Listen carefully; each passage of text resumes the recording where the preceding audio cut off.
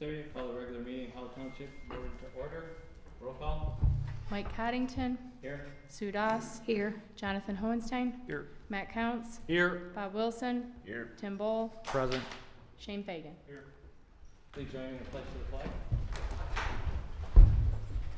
Pledge allegiance to the flag of the United States of America and to the republic for which it stands, one nation, under God, indivisible, with liberty and justice for all.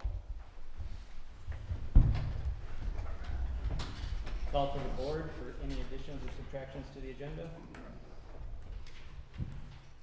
Hearing none, is there a motion to approve the agenda? So moved. Support. Motion by Counts, second by Hohenstein. Discussion. All those in favor? Aye. Opposed? Motion carries. Approval of the minutes of the regular board meeting of April 14th. I'll make that motion. Support. Motion by Doss, second by Hohenstein. Discussion. All those in favor? Aye. Opposed? I oppose. Motion carries. Closed session meeting of April 14th. Move to accept the closed session minutes from April 14th as presented. Support, Bull. Motion by Hohenstein, seconded by Bull. Discussion. All those in favor? Aye. Opposed? I oppose. Motion carries. Call to the public.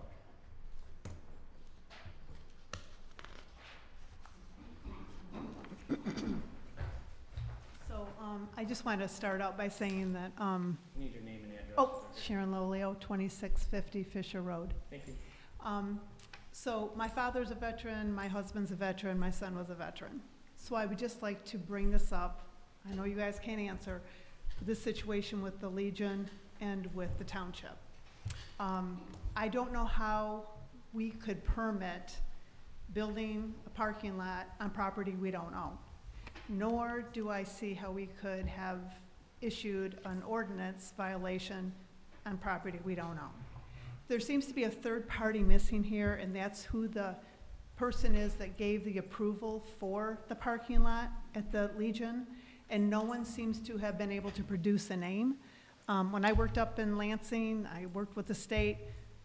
Usually we were dealing with people who had violated doing things on state land, and that was supposed to be addressed.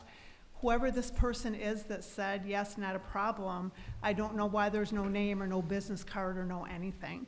But I do think it's a bad look for the township people to act like we're against the Legion expanding a parking lot. But again, it's a parking lot on property that is not properly owned. It's owned by the state.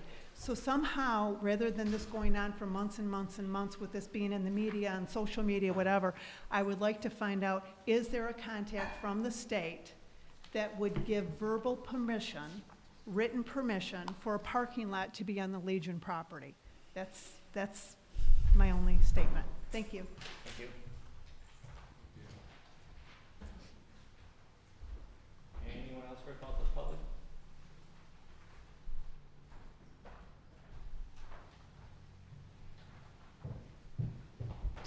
Good evening. My name is Deb Drick, and I'm here. I'm here as the chair of the Republican Party in Michigan. Livingston County. Sorry.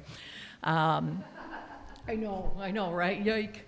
So I promoted myself, or demoted. Who knows? But anyway, of the county, I'm the chair of the Republican Party, and I have two interests in this. One, when Republicans squabble, everybody looks bad, and so I urge anybody in this argument to go in a room with a mediator and figure it out and come back out so it's a win-win. Instead of looking at this as a win-lose, or I win, you lose, look at it as a I win and you win, try to fix it. Secondly, and this is probably the stronger point, is the 141 situation. I applaud and admire any elected official that follows the letter of the law, even when it's hard. That's important. It's hard, you do the right thing. But I also know very clearly that the role of the elected officials in a township is to perform actions that best serve the township, right? Best serve. That doesn't mean win-lose. Again, we're back at win and win. Best serve the township. And I have to say, having an American Legion, particularly one as involved and as successful as the 141, is a benefit to everybody in this town, actually everybody in the county, but specifically your township. I understand that there are ordinances, there are rules, but come on, the pen is yours, right? So change your ordinances. It is perfectly permissible and perfectly understandable to create an ordinance that says something like, any nonprofit or veterans organization that wishes to use adjoining land to their partition can do so for file a $10 permit fee. And now you've solved the problem. You're following the ordinance, they're getting what they want. I know that 141 is super, super involved. I know the hundreds of bicycles and Christmas toys they give away. I know the hundreds of meals they feed people at holidays and other times when they're hungry. I know the hundreds of vets that they watch over, and these people really need help. So to get into a war, especially a legal battle, is when you can look at this as a win-win and walk away with language that helps everybody and helps the groups that serve so many people.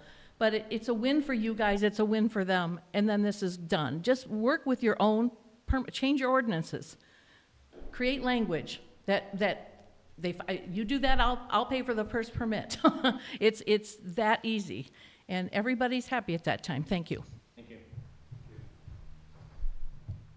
Yes.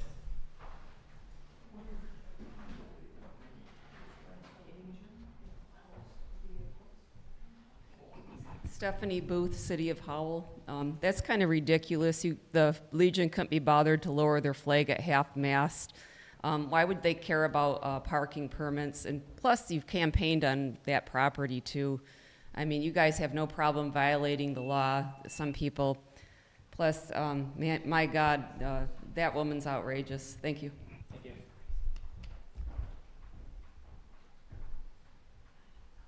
Anyone else?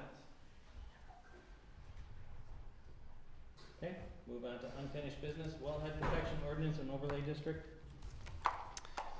So you will remember from the last meeting that we looked at the Wellhead Protection Ordinance, and there were a few comments on the when it changed from its own ordinance to a section.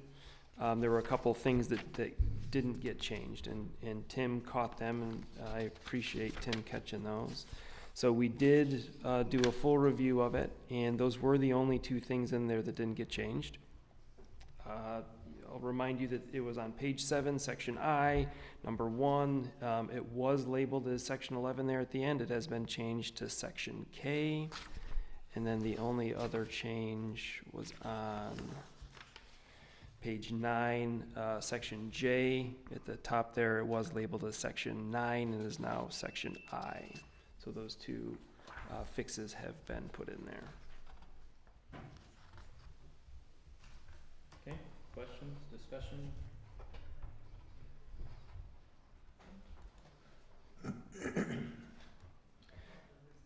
So I would move to accept ordinance number 290, the Wellhead Protection Ordinance and Overlay District as presented.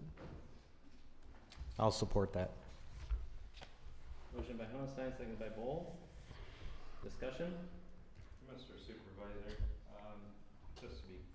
just a question for my own clarity. Was this ordinance created specifically to stop mug and mops from building a gas station? So, I mean, this started before Way the, before. yeah. Okay. Yeah. Okay, thank you. That's all. Okay. Do a roll call. Fagan? No.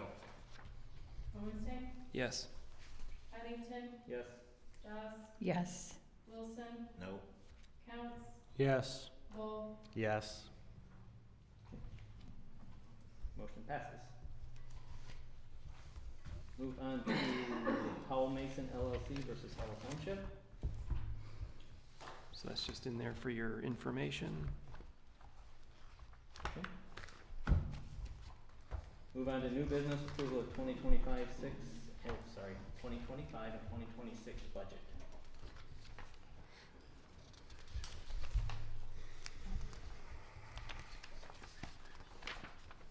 I'll make a motion to approve the Howell Township 2025-2026 proposed budget as presented. Support. Motion by Count, second by Holstein. Discussion? All those in favor? Aye. Opposed? Motion carries. Financial update. The revenue and expenditure report for Howell Township, balance as of April 30th, 2025. So this is 83.29% of the fiscal year completed. Starting with the general fund. The two comments I want you to pay attention to are in the middle there where it says February and May. We will be receiving the balance of the local community sharing, which is also the EMPP, or the industrial personal property portion that the Treasury will forward to us. And then we have one more of the state revenue sharing checks to receive before year end. So we're revenue is 85.38, or 2% ahead of the calendar right now. So we're in good shape to, I think, at least meet and most likely exceed the budgeted number for the year. Under expenditures, I'm looking at anything that's north of that 83%. Under border review, they are completed for this budget year, all of their requirements. Page 2, the Treasury postage, that's mostly completed. Anything that would kind of be inconsequential, like delinquent bills, but that's not going to be that much. Under assessing, the annual imagery, so that's an annual expense, that's been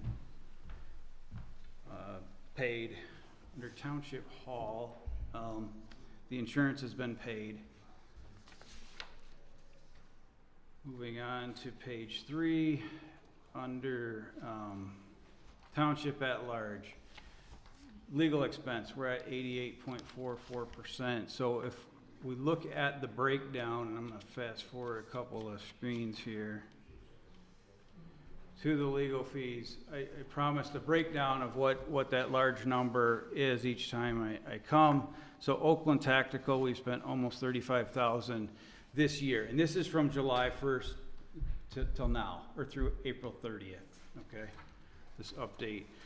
Burkhart Road Associates is $10,292. Hall Mason litigation, we have spent $70,740. The other three, Wellhead Protection, that ordinance, we spent $27,523 in legal expense. The ADU ordinance, $7,000 and change, and then the Fagan violation, $18,691.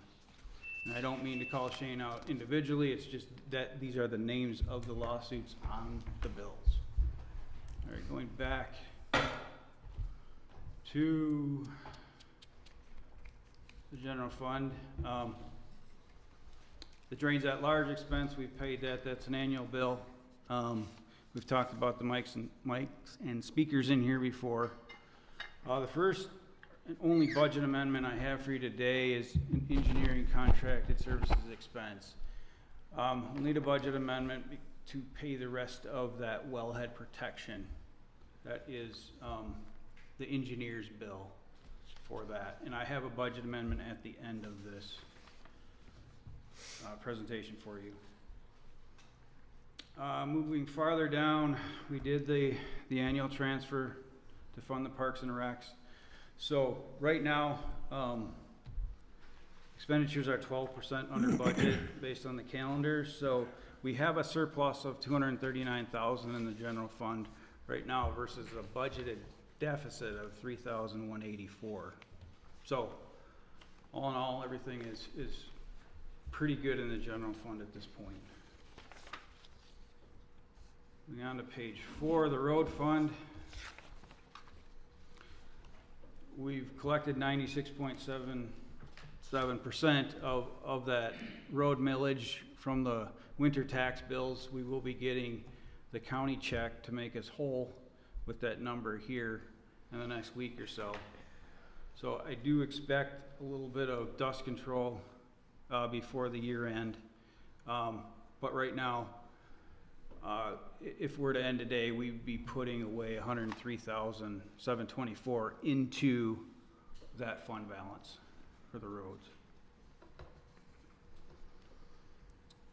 Park and Rec Fund, remember the millage passed, so we're no longer members of that. So as it stands right now, we would be putting away $159,000 into that Park and Rec Fund, where we had budgeted $53,000 with a full year membership of HAPRA. Fund 285, I'm not going to talk about. We are completely done with ARPA. We managed to get the federal filing requirement completed for the year, and I will close this fund out at the end of this fiscal year. That was American Rescue Plan. American Rescue Plan Act, yes. And then finally, Fund 592, Sewer and Water. We had the Bowen Road sale we've talked about before. Connection fees, I put Burkhart Ridge there. Those are the majority of the connection fees that we've experienced this year. And just to point out that that number might, you know, that's going to be part of whatever lawsuit settlement happens. It's possible to pay some of that back. But as it sits right now, we have 103% of our budgeted revenue, so we'd already over 20% ahead as it sits. So on the revenue side, we're fine. On the expenditure side, we have the clarifier project that's going to be completed. I have the final bill, just waiting for MHOG, that walkthrough, them to say okay that it's up and running to their specifications. So that's almost to the end there. They purchased all the chemicals they need for this year. Under electricity expense, they have been running the blowers more because the Biolac system, some of those chains, they need repairs done to them. So while they're waiting to do those repairs, they've had to run those blowers more to keep everything circulating in that Biolac basin. Biosolids removal, that's an annual expense. So all in all, the sewer and water fund is doing well. If we're at end of day, we would have a surplus of $937,000 and change. So as a township right now, 1.44 million surplus throughout all of the funds. And before I move on, I need somebody to be so kind and propose the budget amendment for the engineering expense. And I'm proposing to increase it from 15 to 25,000. Okay, is there a motion to make the budget amendment number 1? I'll make that motion to amend the budget number 1. Support. Motion by Doss, second by Holstein. Discussion. Mr.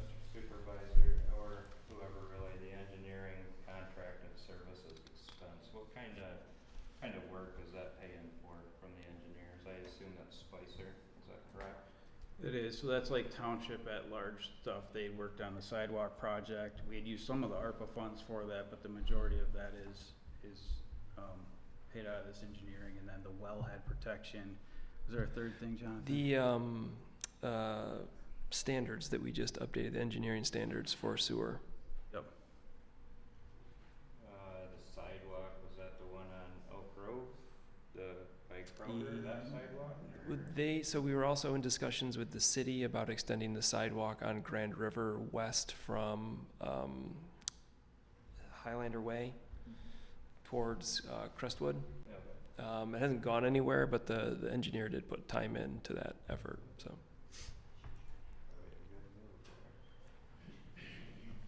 Okay, any other discussion? All those in favor? Aye. Opposed? Motion carries. Thank you. Thank Moving on to the cash flow, just want to point out, so in the sewer fund, we started the year with 2.1 million. Project to finish the year at 2.2 million with a $600,000 transfer to the general fund to keep paying down the funds that were borrowed from the general fund to support the sewer and water from bygone years. That's the only really thing of note here.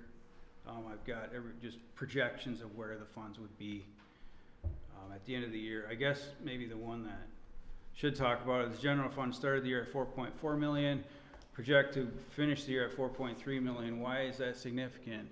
We sent 1.2 million to the Park and Rec Fund. So with that 600,000, that's a pretty good year for the general fund. And then just talking about the general fund payback really quickly, how did I come up with that 600,000? I don't have the final number yet because we don't have the county reimbursement, and there still is potential payoffs through the end of the year for both sewer 7 and sewer and water 11. But we had the property sale of Bowen Road for 118,000. We had special assessment collected on the tax bills of 279,000. And then the year-end transfer, remember we've done in years past is transfer 60% of the profit from water fees collected versus the water expense. So adding those three numbers up gets you to the 610,000. And I guess I'm kind of looking for direction if that's what we want to keep doing. I would say let's do that for another year. I keep knocking that balance down. So we started this fiscal year owing $2 million and change. We would end the year owing 1.4 million.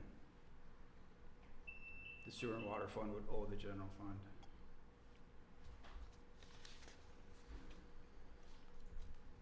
If there's no objection, I'll make that transfer at the end of the year, and we're just keep knocking that number down. Remember when I first brought this to you, this was a 10-year payback. Yeah. Now we're at 5 years left, and Great a job. significant sale, right? We got 2 properties left. You've got the Mar Road and the Thule Road. Obviously, would wipe this right out between the sale and the special assessment. Yeah. Okay. So it's all good. I mean, we're making progress. I'm not hearing any motions to change it, so. Okay. Thank you. Any questions, comments, concerns about any of these? Thank you again, Brent. It's good to see the payback. Right. I mean, I think we all made the conscious effort to pay off the debt and use the general fund money. So now the ability to pay that back and to see it go from 10 years to 5 and potentially even better. It's really good news. Thank you. One question real quick. The general fund debt, that was from what we had talked about the other day, was the county's program that had made us whole when there was a deficit in the sewer and water hookups. Yeah, so there was. So we used to have 3 funds. We had 590, which was the sewer fund, 591, which is solely a water fund, and then this fund 592.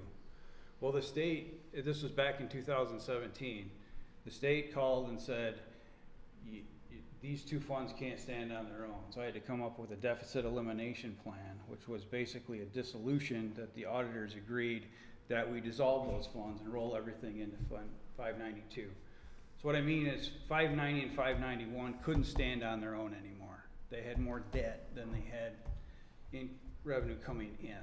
Like they were companies that were bankrupt, right? So pushing them all together, the state was satisfied that we could continue on, and we did, right? We paid the bonds off 5 years early, saving over $1 million in interest, and that's why we're in this position to be able to pay back the general fund for those past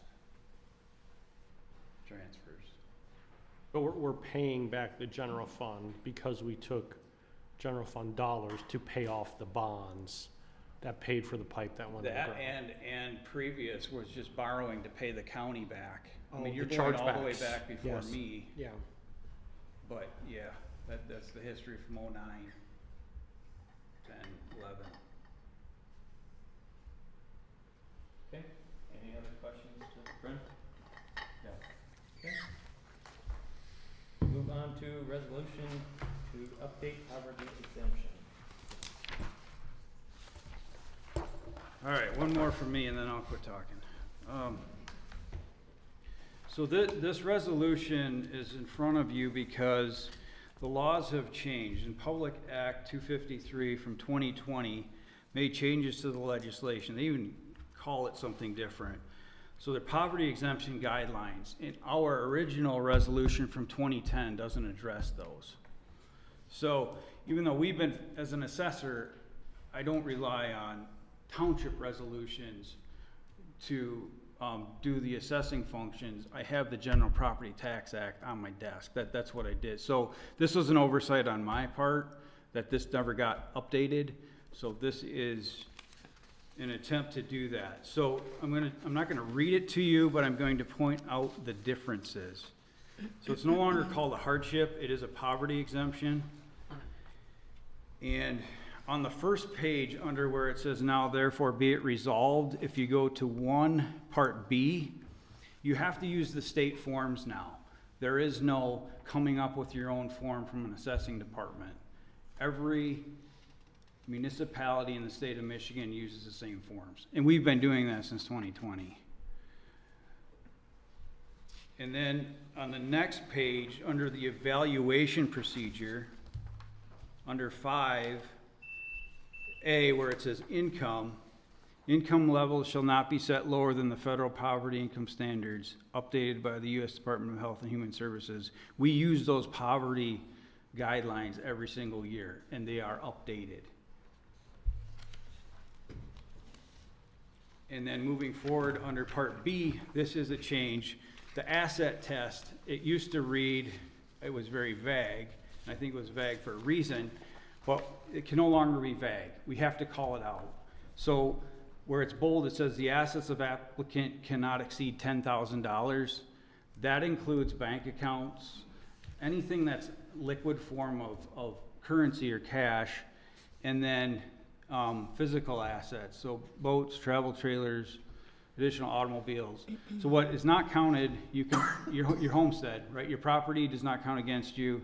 1 automobile and your personal property. That means not asking grandma to sell her sofa, right? Pay her taxes. But I am asking grandma to sell the extra automobile, sell the boat, sell the trailer to pay your fair share, right? There has to be an asset test according to these new guidelines, and that's what I'm asking us to adopt. Then under Part 6, Part E, it goes through, and basically what this means is the Board of Review can't go rogue. They cannot deviate from any of these results. They get 5 outcomes. You either give a full poverty exemption if they deserve it. You can give up to 75%, and these are reductions to taxable value. You can cut it in half, you can give 25%, or you can deny it. Those are the only options. In years past, we had a formula that based on how much their pension was, like we would come up with percentages, we thought that was fair. State says no more. These are the only outcomes.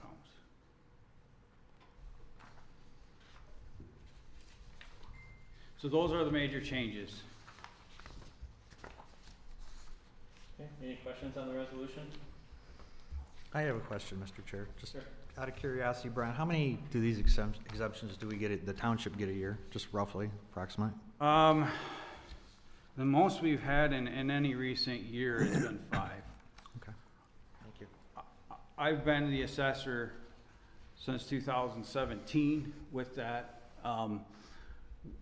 With these guidelines, they have been pared down. I think they found throughout the state when they would go and audit that if someone knew somebody on the Board of Review, they would come in and it was kind of a friend thing, and it's like, well, I'll do this for you. Well, they've eliminated that part of it. There's a standard now. Okay, thank you. I got a question, Brent. Yep. seems like the township is pulling themselves out of the hole, and I think the last time I talked to you that we had like 4.2 million in the bank or something like that. You know, I know it doesn't deal with the poverty section of this, but you know, our infrastructure doesn't really change. We still have the same number of miles of road and everything else, you know. Naturally, you know, things get more expensive and everything, but, you know, as we're, you know, taxing the public and we're gaining money, instead of, you know, just accruing that money and going out and, you know, remodel the township hall and all this happy stuff, what could we do to lower the millage to where we could actually give that money back to the taxpayers and not charge us so much taxes? What you need to do is write your state legislator, because that's what sets the law, the state tax commission. It's not at the local level. We have, all we can do is uphold these laws. We don't make them. So you'd have to. The next time you guys get a road millage, you voters or taxpayers in Howell Township vote against it. Y'all voted to raise your taxes when you voted for the HAPRA. You sure did, right? $500,000. So is it only the road millage that we get to vote on, or is there something either a clerk or a treasurer here could, you know, contact the state and change our millage, you know, in some way or another? Because I mean, it's just, seems like we got $4.2 million and you got people, ooh, how can we spend this? You know what I mean? Give it back to the taxpayers. I don't disagree with you. I don't know the function to be able to get rid of the operating millage. That is truly to support the assessing department, everything that we do here, elections. It's truly to be able to keep the doors open. That's what that first line item on the budget is. Right, but I mean that we just keep accruing money and. We don't accrue money through millages. Millages just pass through, right? And we can't control the millages. The majority of your tax bill passes through, but what Bob is saying, the operating millage, it's less than 1 now. It's like 0.9. It rolls back every year based on when the values increase. But to be able to just cut the taxes, you need legislation to change. Okay, can we go back to the resolution, please? Sure. Is there any motions for the resolution? What's the next number for the resolution? 0125551. So the last 3 is 551. Yes. Move to accept resolution 0525551 to adopt the current guidelines for granting poverty exemptions as presented. Support. Motion by Holstein, second by Doss. Discussion?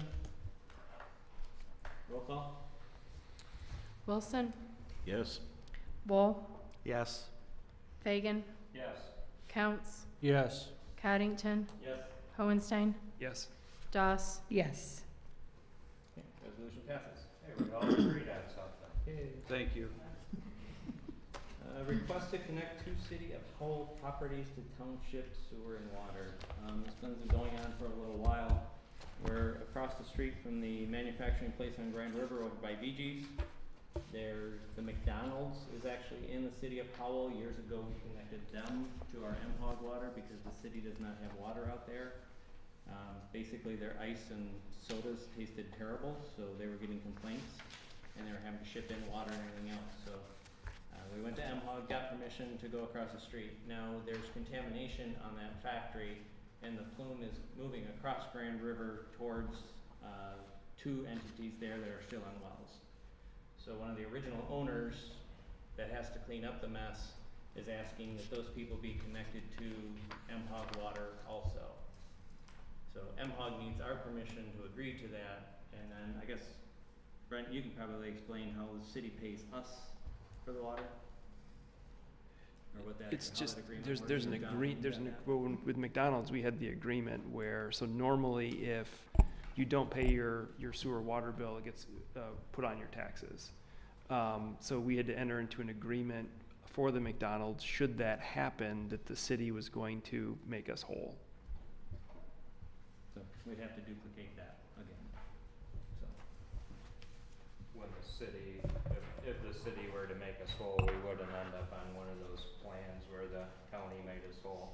No, I would assume. no, literally they pay the bill, and they Okay. go, because we can't, if you don't pay your sewer and water bill, you know, we would put it on your taxes. Well, these people don't We have, we can't tax the tax city something, right. residents, So understood. the city would put it on their taxes, and the city would make us whole.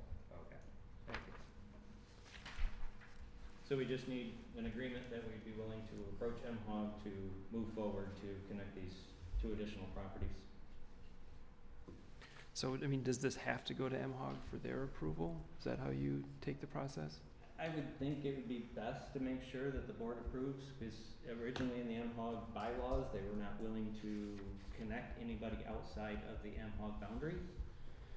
So MHOG is going to have to agree to hook up additional people outside of the original MHOG boundary. I mean, historically, we haven't, the city hasn't gotten along with us very well. They're Nope. not super happy anytime that, you know, something has to go through the city, and they always offer to annex the property to take care of it. However, considering that we're dealing with contamination, we're dealing with a plume of water, I would prefer, you know, not to let political pettiness get in the way of making sure that people are drinking safe water, so. I would agree with that, Mr. Hohenstein. I mean, so I would recommend that we approve the connection, the Township Board approve the connection to these two city properties, as long as MHOG agrees to the connection as well. In the city contract. And as long as the city is willing to enter into an agreement, should the sewer and water bills not be paid. Okay, thank you. Is there support? Support. Motion by Hohenstein, second by Doss. Discussion? All those in favor? Aye. Opposed? Motion carries. Heritage Square Water REU split request. So you will remember a couple board meetings ago, MI Homes for Heritage Square requested that we split their sewer REUs across their 4 new parcels. The oversight was that they didn't include their water REUs as part of that split. So they are now coming back requesting that we split the water REUs across the 4 parcels as they've requested, acknowledging that, you know, part of their letter is they acknowledge that they will have to purchase additional REUs as they move forward. So they're understanding of that. Okay. Anything to add to that, or pretty cut and dry? All right. Mr. Chair, I have some questions. Sure. So I understand splitting the REUs because this was originally as a PUD project, as one complete project, correct? And I think it was agreed that it was going to be separated into two parcels, at least a residential and then the multifamily later down the road. But now we're doing a land division split. Is that correct? So they have applied for the land division, and to my knowledge, Brent's still here, it's complete, right? It is. Yep. Yep. Okay. So now we have 4 separate parcels instead of 2, and that's why we have to do the REU splits? So we have to do the REU splits because the township put an REU split policy in place really to protect itself. Because during the downturn on some of these parcels that had a lot of REUs, the people would want to put 1 REU on their house and put the 500 on the back acreage and just let the 500 go. And so it was some of the splits that were happening in order to try to save the home. They were keeping more and more property and making it harder and harder to justify that number of REUs on a much smaller parcel. So this was a way to kind of preserve that by making it so anytime you split property, the REUs had to be split equally. So that's why the REU split policy is in place. And so now that they have the 4 parcels, they need to be split up some way. And as David from MI Homes included Brent's letter, when you ask for a split, unless you get it approved by the board, it has to be split equally. So he was going to split those equally across the 4 parcels. As developers, that's not what they wanted. And so this is them asking for, hey, this is how we want the REUs to be split across those 4 parcels. So since this was originally a PUD project, and now we have 4 different parcels, 10 years down the road or 5 years down the road, if somebody wants to sell one of these parcels, can that happen now? Yes. They would still have to adhere to the PUD, because the PUD is the zoning, so the zoning was approved as the PUD, would still have to be followed by any developer that comes along after them, unless they go through the process and ask for a change. So these parcels don't meet the requirements of a PUD zoning, I don't believe, do they? I believe it has to be at least 20 acres. Are we, I guess my question is, have we ever done anything like this in the township? Because we're dealing with PUD zoning, correct? Right. And now we did a land division where we're basically not staying with, The PUD carries with the parcels though. correct, but we have separate parcels now. Instead of one complete project, we've already separated it twice, to the multifamily, to the residential, and now we're furthering the separation by making 4, or actually 3 different, I guess, residential parcels, but with a PUD zoning. And I think me and Brett talked a little bit about this as far as the land division concerning phase line. We could have done a phase line in order to separate the REUs out.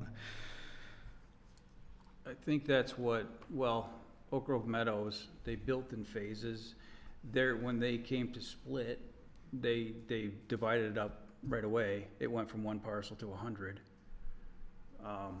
So this is different because now parcel 1, or what I'm looking at as phase 1, is now gonna be divided up into 48, right?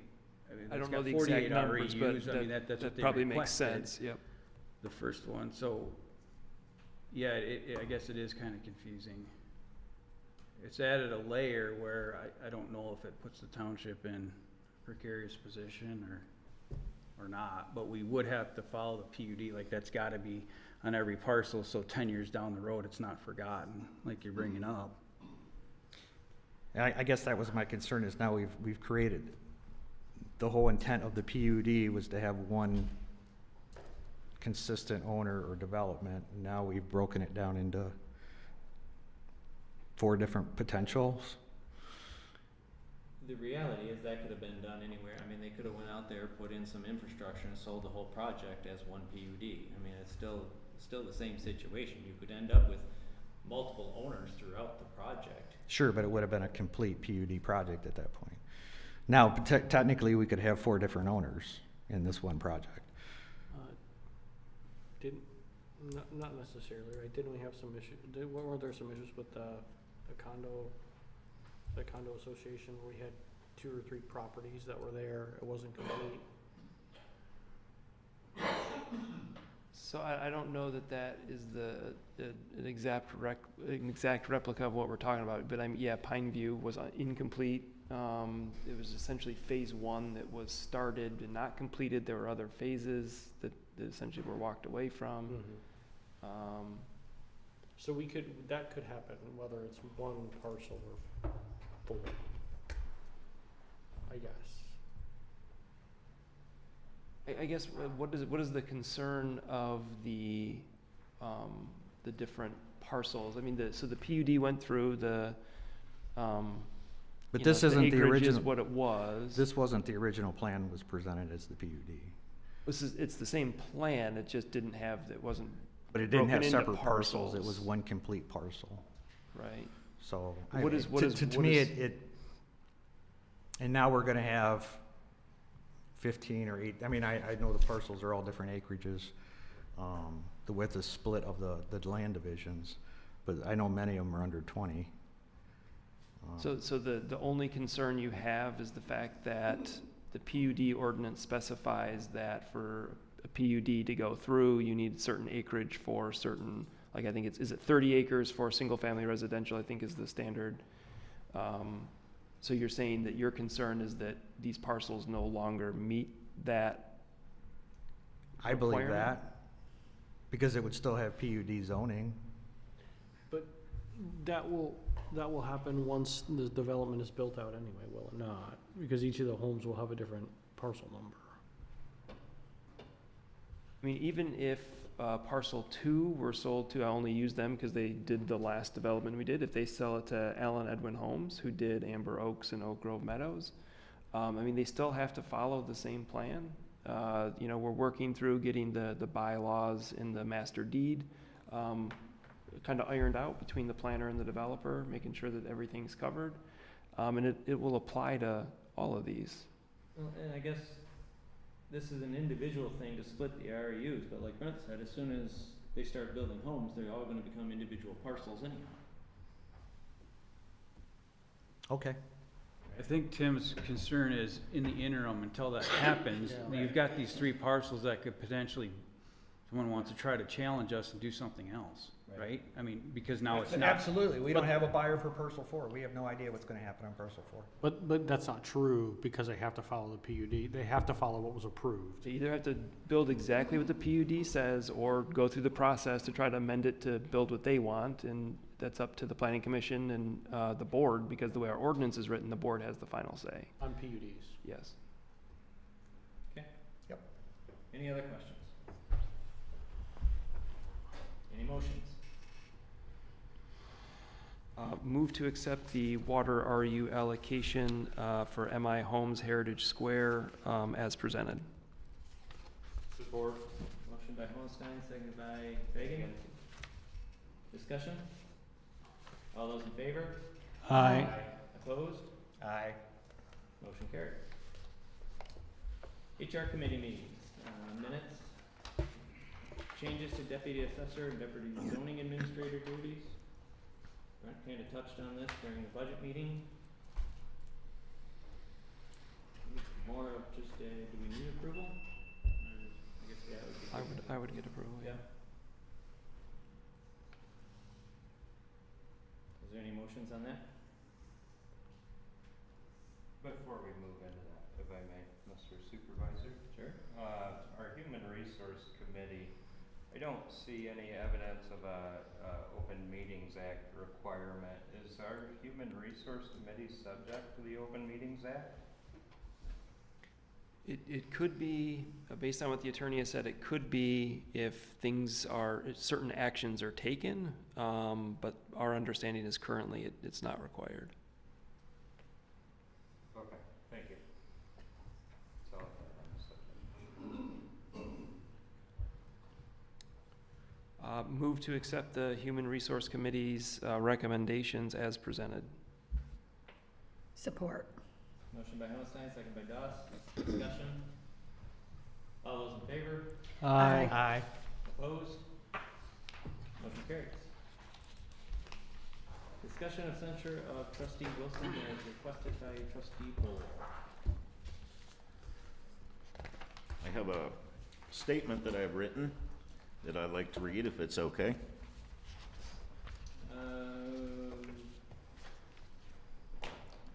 Can we discuss the first part first, and then you can do it as a reply? Does that work for you? As long as I get to read my stuff. All right. You requested. So, Mr. Chair, I feel it's unfortunate that this resolution has become necessary to prepare and present. However, if anyone has read through it and the supporting documents, or witnessed any of the incidents firsthand, I think most would agree it's long overdue. I believe everyone on this board has been elected by the residents of this township to try and do their best in the governance of this township. Everyone on this board lives in this township. The collective decisions made here affect us too. I'm also a believer that all government should be watched by the governed, and that checks and balances provided for in the structure of our system is what our forefathers believed in also. It is one of the reasons that pushed me to sit in this chair to do my minuscule part. I trust most, if not all, of my colleagues on this board feel a similar way. We can, and more importantly, we should, disagree at times. We are all different with different experiences to bring to this board. Not one of us is right all the time, and each of us have but one vote. However, there is a standard of ethics, decorum, public trust, and just plain human decency that elected officials should follow in this process. There comes a point in most any organizational structure where someone's actions become so harmful to its mission that it becomes necessary to correct your own. And that is the purpose of this resolution. We have all watched and been subject to Trustee Wilson's antics, unprofessional conduct, and statements in the past.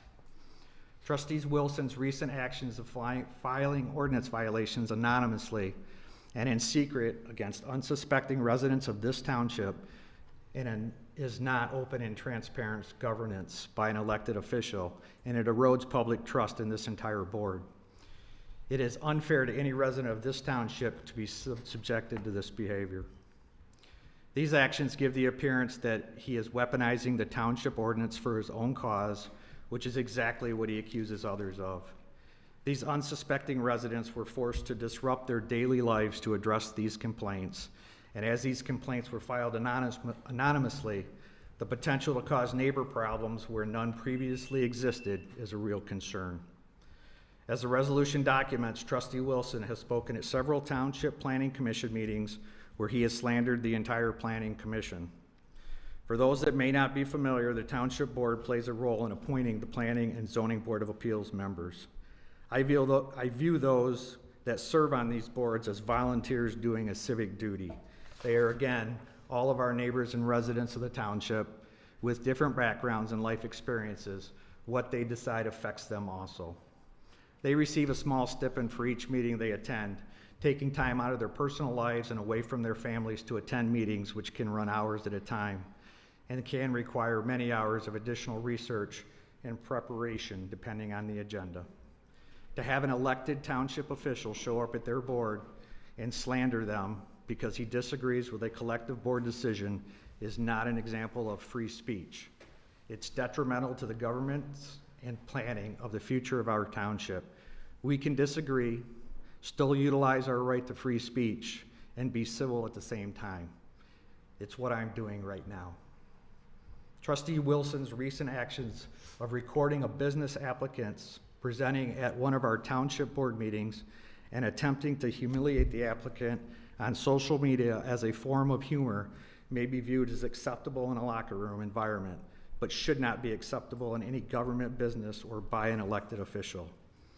For the sake of brevity, I will stop here and not list the remaining 5 items on the resolution, such as the other ethical violations, the threats to the safety of past township board members by Trustee Wilson, because of which we now require to have an armed deputy at our meetings. Not because I feel any of these items are any less important, because I feel the resolution and supporting documents as proof speak for themselves. For those that haven't read it, I would encourage it. It's available on the township website. In closing, I would make a motion to the Township Board to adopt resolution number 5.25. What was the last? 552. 512?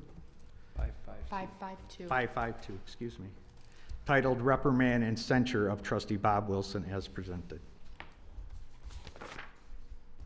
Okay, there was a motion. Is there support? Do I get to read my statement? Discussion? I want to take care of the motion and get it on the table here before I forget. Mr. Chair, I would agree with Trustee Bowl that I think having to present such a resolution is never something that you want to do as a board. It shows that there's obviously something wrong. But I think the preponderance of evidence is clear. And being someone who's been the result of some of the things that are specified as far as evidence, I can speak for its accuracy. So I'll support the motion. Okay. Motion by Bowles, second by Counts. Discussion. Alrighty, first off, it sounded like you were speaking of yourself with your actions against your own neighbors, okay? But anyway, Howell Township. In regards to the complaints about me, I have my side of these stories told about me. I will go through each item you are accusing me of in order. So number 1, filing complaints on residents. Absolutely, it was a test of how Township handles our 14th Amendment in regards to how they treat people that deal with the township. Because of the Constitution states consistency. There is no consistency. It appears they treat people differently based on whether or not they, the good old boy club, likes you or not, status of wealth, attitude, position in the community, etc. My initial experience with this, around December of 2022, on the agenda, a situation on Santa Rosa Drive between Tim Bowl and Andrew Ham. Both live on the same private drive with 5 residents.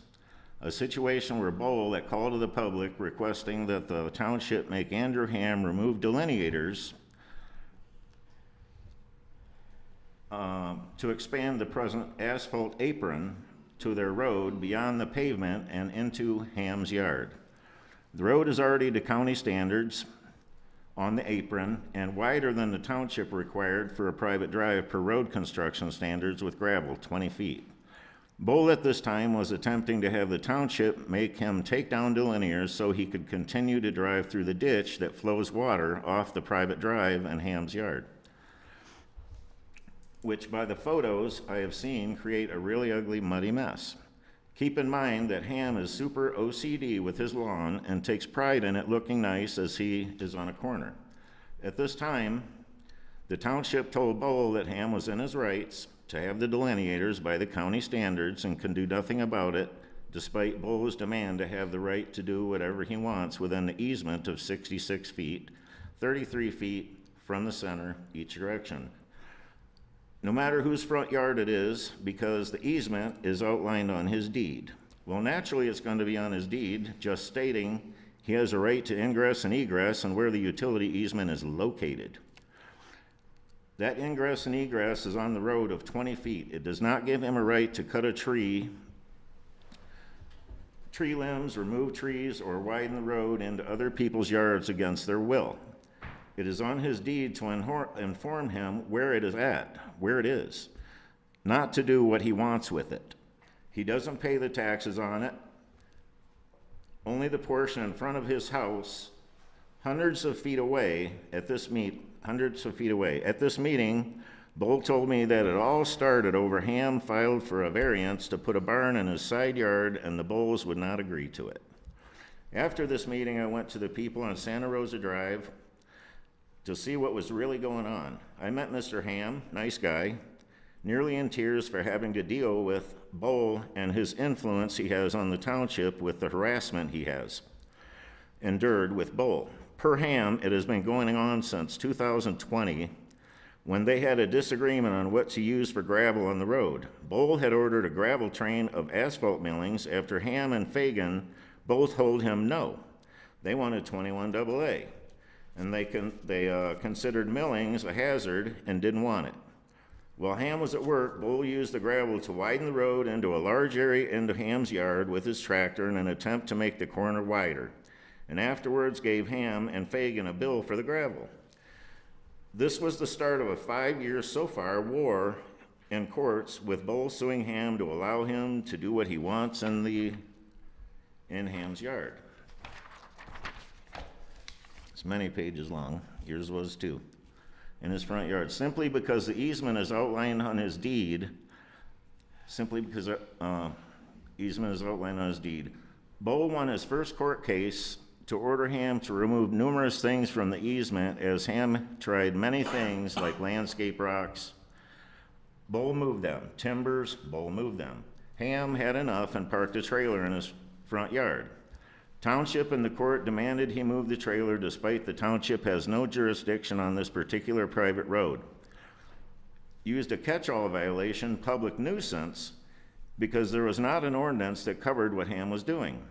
Directly after Bowl and the township won the battle in court to move the trucks, I saw the video of Bowl with his tractor destroying Ham's yard to the entire width of the easement just to aggravate Ham as he tore up grass up a hill that you can't even drive on. It was more than making the road wider. It was Bowl trying to harass Ham. After this incident, Ham put up the delineators and approved by the county and the township, and at this time, Bowl is still suing Ham in court to have them removed. During this time, Ham had also received a ticket for having a camper parked in his front yard at his house. His house faces Mason Road. His garage faces Santa Rosa. The camper was over 200 feet from the road. This was complete harassment. They called the side of his house the front of his house because it faces Santa Rosa. The garage is on the side of his house, and the camper was up to the house on pavement and as far to the backyard as possible with landscape abilities.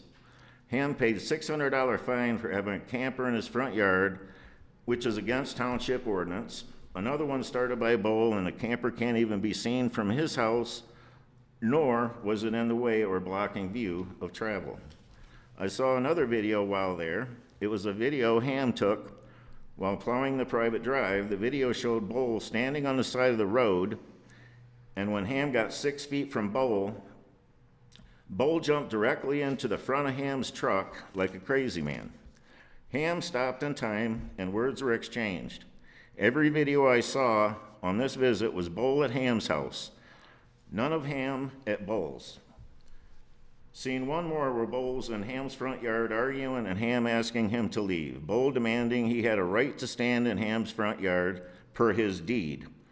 Ham started walking towards Bowl, asking him to leave. Bowl stopped and Ham bumped into him. Bowl called the cops and filed for assault. Bob, can I interrupt? Number one was talking about the 6 ordinances. You're going down on, is there a purpose of where There we're is a heading? purpose for this. Are you not going to give me my opportunity to defend myself? I'm giving you an opportunity, but you're going into a story, not responding. You said you're going to respond to the items in here. And the 6 I am. This ordinance is number violations, 1. this whole history. I'm still on number 1. Okay? Let's see if And this is the problem I have. You guys never let me get my side of the story. let's see how we're going to get to the 6 ordinances. 6 ordinances or the 10 violations? Number 1 is 5, 6 ordinance violations, complaints of the township ordinance. There's 10 total. Mr. Supervisor, if I may? Sure. I believe what's been addressed is the weaponization of the ordinance, and I believe what Mr. Wilson is trying to do is represent how that's been played out before. I get that. And why that's important in this case. So I would appreciate if Mr. Wilson was given the opportunity. I didn't say I wasn't going to let him do it. I just, you know, if we got 10 of these to go through and each one of them is gonna have an 8-page story of the entire history, it seems a little extreme. I mean, if we want. No, this is the longest section. Okay? All right. But I mean, this is the problem I have. You don't let me have my say, I'm letting okay? you have your time. I was just asking a question of when we were going to get. It's gonna take a answer few the minutes. questions. Thank you. Thank you, Mr. Supervisor. Okay, side of the road. Let me figure out where I am now. Guys, I'm gonna leave. Bull demanded he had a right to stand in Ham's front yard per his deed. Ham started walking towards Bull, asking him to leave. Bull stopped and Ham bumped into him. Bull called the cops and filed an assault charge on Ham, which was dismissed in court at a later date.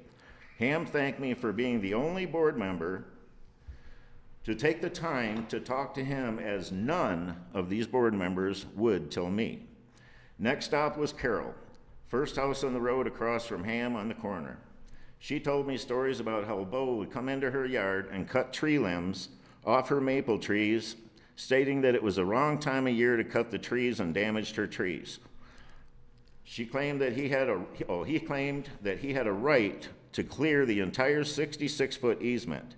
She also told me that Bo used to fix up old cars in his garage and put them in her front yard to sell, right on Mason Road, stating he had a right to use her yard because he had an easement that says so, and if she tried to stop him, she would be in court. She said she just mowed around them just to not make things worse, and that he is a less than desirable person to deal with.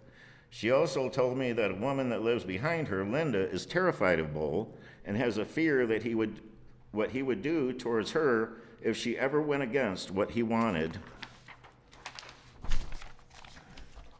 and asked me to not go see her because it would worry Linda, with Bull knowing that I talked to her. Carol has recently sold her house to get away from the situation. Next was talk to Shane Fagan, who lives between Ham and Bull. Fagan confirmed everything that Carol and Ham said was true and stated that it's just, I don't have my glasses and I'm starting to have a problem. It's just Best to not talk to Bull. He also received a violation for having a trailer in his driveway at one point and was ordered to remove the truck he was restoring. Still drivable, but not licensed from his yard. He stated that living next to Bull was less than desirable and wished he had not bought the house he loved. Also seemed to be a very nice guy, family-oriented, and has a small workshop in his garage with just a few machines, a lathe, mill, welder, and a small brake, and hand tools.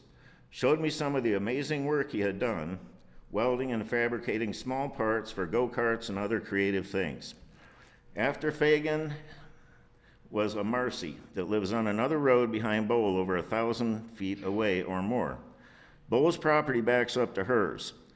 Bowl was also instrumental in getting her permit denied to put up a pole barn on their property and were forced to add onto their garage on their house to avoid the variance as Bowl denied it. She also informed me that her nephew works at Southfield Police Department where Bowl used to work. She stated that no one liked him and only a half a dozen other cops came to his retirement party as he was disliked that much for allegedly running from a scene and leaving fellow officers alone as soon as he heard suspect has a gun. He was a hated man within his department. After this meeting, I called Mike Coddington, Township Supervisor, to discuss my findings with the residents of Santa Rosa Drive. He instantly started yelling at me and told me that I did not have permission to go talk to the residents on Santa Rosa Drive. I informed him that I ran to represent the citizens of the township, whether he liked them or not.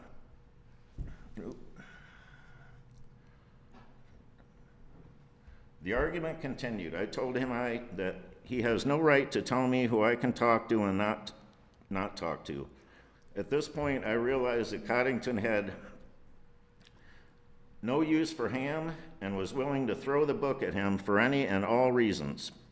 Evidently, Ham at one time offended Coddington on a Zoom call and has had it out for him since. His anger made me start thinking that this township will punish you if they can, if you are not liked, as I see violations all over that seem to be okay. I have been sticking up for the targeted residents of Santa Rosa ever since. The above activity made me realize that the township is not above trying to make someone's life miserable, and expensive. After these visits and learning what is going on, I did a test. Chuck, a resident on Bowen Road, had a camper in his front yard. I didn't know Chuck, just the first person I came upon with a camper in his front yard. I filed a complaint to see how it got handled. 9 months went by, 9 months later, and not until Mr. Ham, who had the camper violation before, came to the township and complained about a complaint being filed against him and prosecuted, but Chuck never did get a violation and it wasn't fair, and it proves Ham was targeted. After Ham spoke at the call to the public, the ordinance officer, John Hohenstein, finally violated Chuck. Chuck came to the township and complained, and soon after he became a planning commission member, I even made the motion to appoint him. After Chuck got on the planning commission, a deal was made where Chuck could move the camper on a weekend. Hohenstein could come out and take a photo of it not being in the driveway and close the case. And Chuck could put his camper back in the front yard afterwards. And he did. No taking Chuck to court, no fines, but move it back after photos. Funny how things change for who you are. At this time, I learned that Hohenstein is also not above violating our 14th Amendment. After this episode of the 14th Amendment violation, and shortly after Shane Fagan filed to run for Township trustee, and Fagan being a voice of opposition, Bowl was instrumental in having Fagan violated for operating a small business out of his garage. Keep in mind that was ran for 3 years prior to him running. The township wants Fagan to sign a letter stating he would never, ever use the type of tools he used in his small business at his house ever again. Fagan would not and chose to have the township take him to court. Fagan won his case, and now the township is appealing the decision. My guess is that the township will spend nearly $40K or more in attorney fees fighting this in court. Your tax money. The township and their minutes and Bowles' words state that Fagan lost in court. If so, why is the township appealing the decision if he really lost? For a business that has not been operated out of Fagan's garage since last fall. Yes, the township is suing Fagan for a business business at his home that hasn't existed in over 6 months at this point. The township ordinance allowed Fagan to have an at-home workshop, and the judge agreed. Keep in mind, Bo complained over a semi-truck making a delivery on the road, which is legal, then turned around and complained that the road is too narrow. If it's wide enough for a semi-truck to come down and turn around, it's not too narrow, just a control issue. After Fagan was violated because of Bo, I decided to make a few other complaints about other businesses running out of their homes to see how the township reacted as a test. No urgency in shutting these other businesses down, as they did Fagan's immediately. No one being taken to court, no stop immediately letters. Fagan was accused of not responding to the letters, despite he did via a phone call and public board meeting and taken to court. Fagan was ordered to shut down immediately, but these other businesses still run as normal. I also filed a complaint against a past board member, Harold. His neighbors have been trying to get the township to get him to clean up his yard for a few years. Township would not violate him or make him clean it up, and believe me, it's a junkyard. It's been a few months and Harold's yard is still a joke. Harold was also one of the Good Old Boy Club, vote their way on everything. Joe Dowse responded to the first few complaints and told Harold to just move the many non-licensed cars into his backyard and call it good. Hohenstein did write him a violation, but nothing is really getting done. I talked to the next door neighbor today, this past weekend. They're not happy. I also filed another house where a business was being run out of a home and a camper in the front yard that another neighbor that the township don't like, Justin, has been trying to get the township to violate him for quite some time, but don't seem to be trying to get the township violation. Don't seem to want to, and in my opinion, because they don't like Justin. This camper still remains in the front yard and appears the violation is closed out per records. Nothing like being treated differently based on whether or not they like you. As far as my neighbor with the farm tractor on less than 2 acres, this is a full-size tractor with a loader and a cab, and not allowed on less than 2 acres per township ordinance. This guy was at my house 30 years ago when I was moving in, pissed because my house was never on the market for sale. I bought it from a private seller. He seemed mad that he didn't get the opportunity to buy it and commenced telling me how we do things around here. He's been trying to control what I do at my house, although legal to do, from the day I moved in, just like Bowl is with his neighbors. Try to have control, king of the hood. So I guess Bowl is okay with ordinance violations being ignored by my neighbor, but not his. My neighbor's house really does look like a dump. My neighbor Don gets mad because I drive by the house too fast, but I'm going 20 to 30 miles an hour under the speed limit. He has his own idea of what the speed limit should be in front of his house. For him, I should not be going more than 25 miles an hour in a 55-mile-an-hour zone in front of his house. Another Bowl, a violation is a violation. Also, I did not file these complaints against anyone anonymously to hide myself. I filed anonymously to see if I got the same respect as Coddington gets in his complaint about the American Legion. Coddington first told me it was him, and he called the state to check out our stories, and he couldn't find anyone that gave us verbal permission, and for the fact that Mark Epley left his equipment at the Legion for too long. When asked who filed the complaint now, Hohenstein said it was a random person driving by that did not leave their name. No random person is going to know whose property is whose at the American Legion. Just a ploy to protect Coddington from scrutiny. Also not fair per the Constitution. Have to be fair. Even the assessor believes that things need to start being done fair at the township. He realizes and sees what is going on and doesn't like it himself. The only hostility that may be caused within the township is caused by the township not treating everybody the same. Bowl is the biggest offender of weaponizing ordinance against his neighbors, and seemingly the township is okay with it. As long as it's one of the good old boy club, it's all good. Once again, if Fagan lost in court and found guilty, why are we spending tax money to appeal the decision? Because Fagan won 10 out of 11 violations. The only thing he was guilty of was doing a video outside of some of the work for better light for an internet and web page. Number 2, that was the longest section, okay? This is number 2. Slandered planning commission members for well-researched, discussed negatives with detached ADUs. Laughable. No one researched anything and provided it at a board meeting that I was at.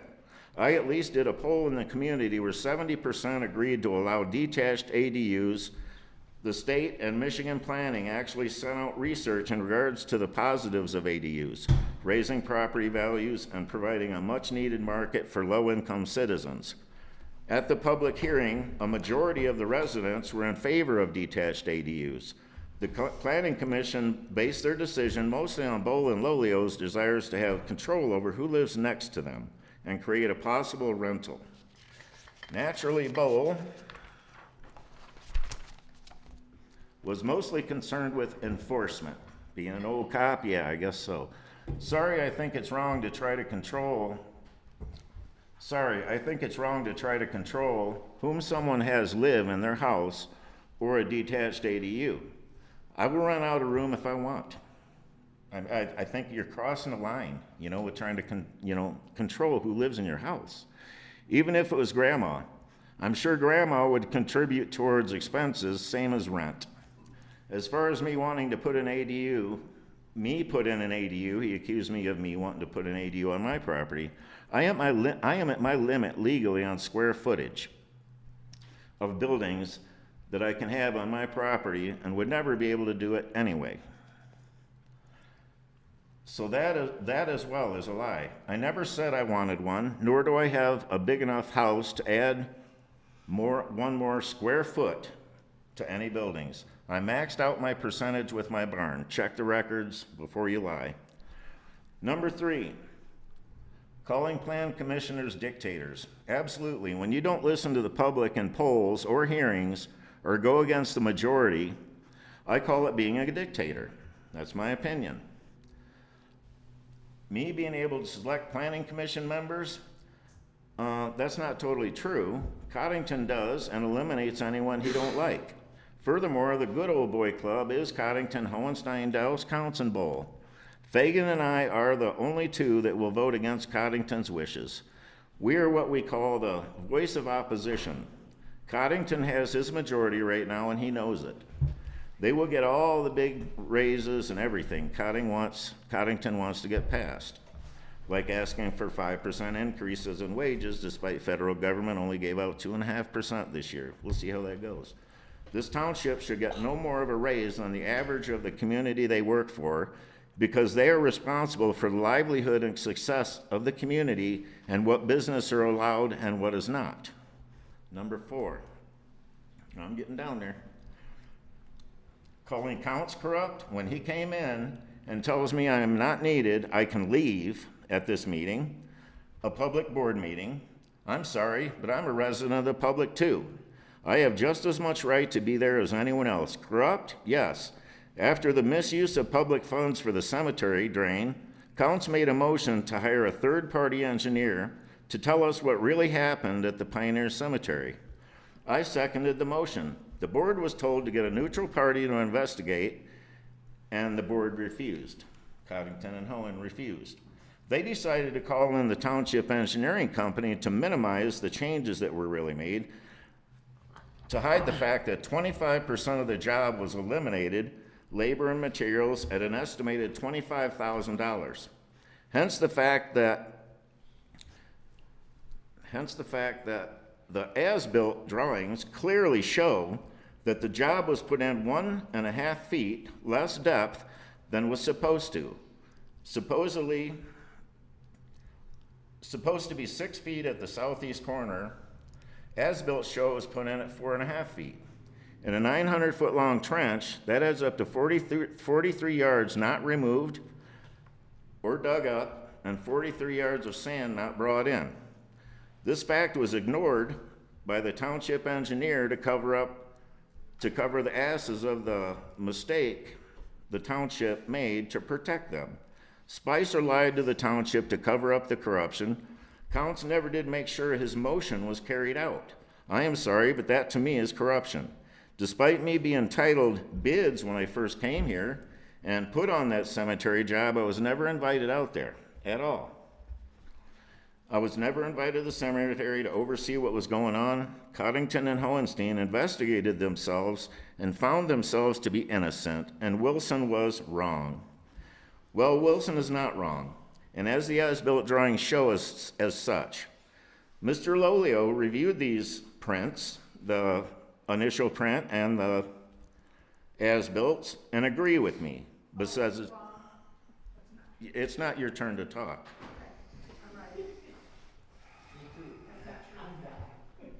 Yeah. The township still refuses to have anyone oversee Hohenstein's bids to ensure honesty. Clearly, both Coddington and Hohenstein have been caught in a lie. I can prove this. Number 5, working my way down. Zooming in on a poop stain. This is my video, and when I am in the audience, by practice of when Bowl slandered me, Hohenstein addressed Bowl as simply a member of the public and left his name off the minutes to protect the foul act of slander to me by Bowl. Funny how when it's Bowl slandering me from the call to the public, he's a member of the public, but when I am in the audience, I get addressed as a board member, acting out. An attempt to not slander Bowl, but slander me in township minutes. Again, unfair practices. I am allowed by law to video public meetings, no matter how I do it. He wasn't random by any means. He is one of the people responsible for killing my dog by contaminating the creek on my property. The other responsible party is one of my neighbors and the township for not stopping it. Despite we have an ordinance that states you cannot put anything harmful on your lawn that can by wind or water travel to someone else's property, once again, the township won't violate someone for someone they don't like. Another 14th Amendment violation. No protection for those who they don't like. Number 6, released information that I wasn't allowed to release. In regards to Howell Township versus Fagan, I'm sorry, but I got my information from public record of expenses. During my time in office, I have figured out some codes for figuring out how much we spend on each lawsuit. It was agreed in the past to post the cost per lawsuit, but I am guessing Coddington stopped Brent from doing it to hide how much he spends in attorney fees. I'm sorry, public information is legal disclosed. Seems Bowl doesn't want the public to know how much it costs Howell Township in suing his neighbor for him, not liking his neighbor, and operating a small workshop out of his home, in his garage. And revenge for an opposing voice running for township trustee. Going to be over 40 grand in my guess. This is just a guess. Public money being spent is not private information. It's in the board packet. Nothing private has been disclosed. Smelling of weed, this never came up from anyone at the board who stood a lot closer to me than Bowl out in the audience. This only came about when Bowl found out I am in favor of dispensary in the community, and I admitted that I do use the products to help me sleep at night. I can assure that I am not a recreational user, and I only use it to sleep at night. Also recommended for me from Dr. Cook of University of Michigan, Brighton. Furthermore, it is legal. I also wear a cologne called Pleasures that I have been told in the past resembles a certain kind of weed, allegedly Kush. I don't know. I do grow a few plants in my home to take care of my needs. I don't buy, I don't sell. I was one of the first in Michigan to have a card for medical reasons and breaking my neck and my back. Now we're to 8. Social media posts suggesting using public funds for charity. Funny how Bo left out Lolio on his little presentation here, and his little buddy from the poll on his attack on me in the post. Don't want your friends called out, Mr. Bo? Also, on the same day, Lolio, who was picking on me for suggesting that, we could try to fund the nature center, Pack the Cruiser. She was advocating for Pack the Cruiser, where the sheriff's department was using public tax money, cop cars, and cops to collect food for food banks, another charity organization. I guess it's okay to use public funds for that and not the Howell Nature Center. Could rules be changed? Yes, in my opinion, the Howell Nature Center is more of a county staple than any of the overpriced parks we contribute to that very few people ever use. There's no reason that it couldn't be discussed if we needed to have Howell Parks and Rec to take over the Nature Center to save its existence. That's the change that could have been made. That would be legal to fund if it was part of the Parks and Rec. It is a park already and more visited than any other site in the entire community by schools from this county and more. I would be in favor of Parks and Rec taking it over versus closing it down if the need ever came along. No reason to refuse a place for injured and displaced animals to go for treatment and rehab. What are you gonna do? Have Sheriff's Department come out and shoot the animals when they're hurt? Number 9, this is a false statement as well, and I have personally caught Coddington and Hohenstein in some pretty large lies, especially with the pay of employees and public officials. Things used to be hidden from the public. I am proud to have brought change to the records of the township being shared with the public as far as payroll. Now we can see exactly what people are being paid, and in my opinion, most are overpaid. I don't have a problem understanding net and gross. When printing this out from the agenda, the format did not allow the net category to be displayed. My bad. I misspoke. Per Brent, Hohenstein's base salary is approximately $108,000 a year plus benefits.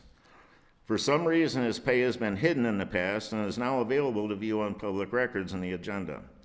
His real job titles are somewhat hidden from the public as they are not listed on the roster on the homepage of the township website.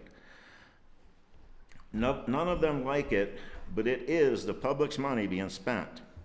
We deserve the real truth of payments to elected officials. In my opinion, Hohenstein makes a lot of mistakes and costs us hundreds of thousands of dollars in attorney fees because of his mistakes. He is also not fair in his procedures that are putting the township at risk of being sued for a 14th Amendment violation. It is my opinion that Coddington and Hohenstein would like to protect each other's mistakes from being brought to the public's attention, such as they did on the cemetery project. Misuse of public funds, in my opinion. It's funny that Coddington doesn't want any other board members to be present, and Hohenstein's dealing with contractors that are hired by the township. Good way to hide any kickbacks for contracts like was done in Detroit. Leave no witnesses. Number 10, this is my last one, but it's a little long. In regards to the accusation of death threats to board members, this is an all-out lie. I have never threatened anyone in my life. I have a clean criminal record and haven't had a traffic ticket in probably 15 years or more. It's funny how this situation came about, and Coddington, being the supervisor, failed to interview all parties to find the truth. No one ever talked to me, and especially no cops. Multiple situations, me, cops. Nobody talked to me. You didn't interview me. That's being a poor supervisor, Mike. So anyway, no one ever talked to me, and especially no cops. All this is news to me. Covington tried to say it was over Harold voting no on the dispensary issue to give a dispensary a bad name. Another Covington lie. This started with Harold calling me, complaining about his bees dying off. I told him it was probably because a neighbor put out herbicide and pesticide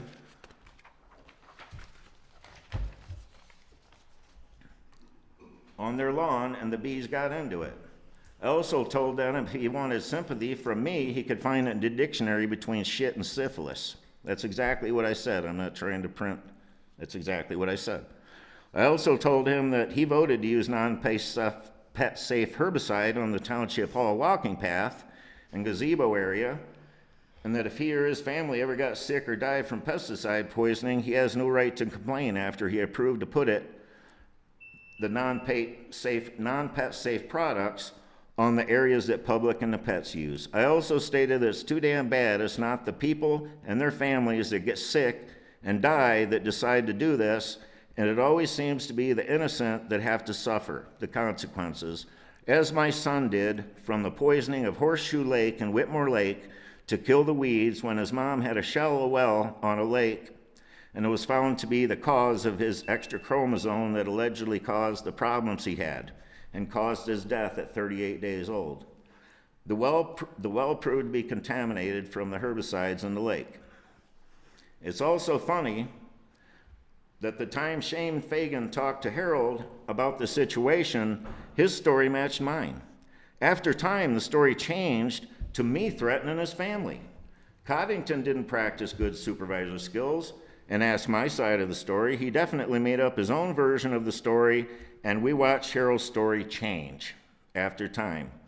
Also, Howell Township put these lies in the board minutes without talking to me about it. Once a lie is put into the minutes, they want it to be looked at as the truth. I will never believe a history book for the rest of my life. Howell Township's minutes are an avenue to where they control what goes in the minutes and present their version of things as truth when at times it's the furthest thing from it. Hohenstein is so proud of his ability to control him not being made public of his mistakes that he actually made a coffee cup made to carry around the office that says Teflon John. He calls himself Teflon John, meaning nothing sticks to him because he controls the minutes and what is told to the public. Also funny how when Bull came to the call to the public to slander me over my military record, which was all lies, I have proved to him that I was on the ship that I was on and the path the ship and the conflicts were involved in, and we were there. Lebanon and Haifa, Israel, and then Grenada, which I received ribbons for both wars. Before Bull's slander speech, he went out of his way to tell the deputy that he was packing heat in case something happens tonight. Bull also brought his own video camera to record his slanderous attack. The fact that he told the deputy that he was packing made it appear that he was getting ready to try to provoke me into doing something that he could justify shooting me. Not going to happen. Also funny how the deputy that did spill the beans on Bull has never been back to the Township Hall despite he loved making the overtime. He also recognized that I am not the threat at the Township Hall and realized it was Bull. Funny that after that, the deputy told Fagan that he had never been so scared in his life to have to be in a gunfight after Bull told him he was packing heat, and what Bull done at call to the public to try to provoke me. I am guessing he wasn't supposed to repeat that information, got in trouble, and has never been back again. I can only assume what he did in telling the truth got him in trouble with Murphy. Coddington and Murphy are friends. And his deputy, my eyes are bad. Anyway, and his deputy made one of the Good Old Boy Club members look bad. Coddington's Good Old Boy Club versus me. I am sure the deputies are supposed to watch out for the famous Livingston County Good Old Boy Club and failed by telling the truth. I personally feel like Bull had intentions of provoking me in a way he could justify shooting me and brought his own video camera so he could have proof and also so he could go home and watch the show later. Bull is the biggest piece of crap ex-cop I have ever met in my life. My best friend is a retired cop. He is knowledgeable what Bo has been doing, seen his face in videos, and he agrees that Bo misses having control over people, and in his opinion, a piece of shit ex-cop. Sure is funny that it's okay for Bo to come in a board meeting to slander me and record as a member of the public in the records with his name left out, when procedure is to state the name of everyone who speaks. Not this time. Another example of hiding their corruption. It wasn't Bowl, it was a member of the public. Everyone else that spoke that night's name was in the minutes, not Bowles. Also funny how the township asked for $1.4 million to remodel an already adequate township hall while we have a contaminated river and a bridge ready to fall in on Mar Road. No money allocated for any of these projects, but by all means, give more to Parks and Rec. Give themselves huge raises and not talk of lowering our millage. To make taxes cheaper for residents despite being at a point that the township has over $4 million in the bank. Got to spend what you got to prove you need it, with nothing going to the taxpayers' benefit. Just the people that work at the township hall. Okay. Anyone else for discussion? You can't talk. Mr. Chair, Yes, sir. if I may, just because my name was brought up in Trustee Wilson's response. Trustee Wilson has been an alternate to the Planning Commission, and he's also been an alternate to the Zoning Board of Appeals. In one particular meeting, and unfortunately it fails me to remember the specifics, Trustee Wilson showed up as an alternate to a Planning Commission meeting when I was present. Trustee Wilson thought that he was an alternate for anyone on the Planning Commission. No, I did not. Trustee Wilson is an alternate for the board member. And I told Trustee Wilson that I was present and he didn't need to sit at the table. He said, oh, well, you guys don't tell me anything. And then he went and sat in the audience. As far as the Zoning Board of Appeals meeting is concerned, Trustee Wilson began a conversation with the chair of the Zoning Board of Appeals.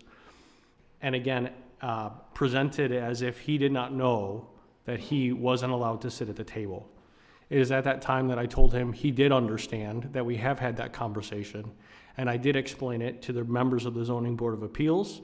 It is on record because we have video now of all of our meetings, and I explained the situation. That is when I was called corrupt. That was what I was called corrupt for. I was told that I don't know how to read, that I'm in the back pocket of everybody here at the Township Hall. That was what I was called corrupt for. Trustee Wilson is an alternate to the board rep. He is not an alternate to anyone on the Planning Commission, nor anyone on the Zoning Board of Appeals. Okay, and I'm gonna add to that. Tanya might be able to help with this. For that particular meeting, somebody forwarded me the zoning board packet, okay? That's the only time anybody has ever forwarded me a packet before a meeting, okay? It came like 3 weeks prior. I'm assuming somebody sent it to me because I was an alternate and on the list to probably receive it, okay? I didn't get a call from him, but I received it. So, I don't know if he called me or not, so I came just in case I was really needed, because that was the first time a packet was ever sent to me. And that's why I showed up, and I didn't appreciate, you don't need to be here. I sat out there, I didn't come up here. I didn't tell you that you didn't need to be here. When you came in as a member of the Planning Commission, I said you don't belong at the table because I'm here. I never told you you couldn't be a member of the public.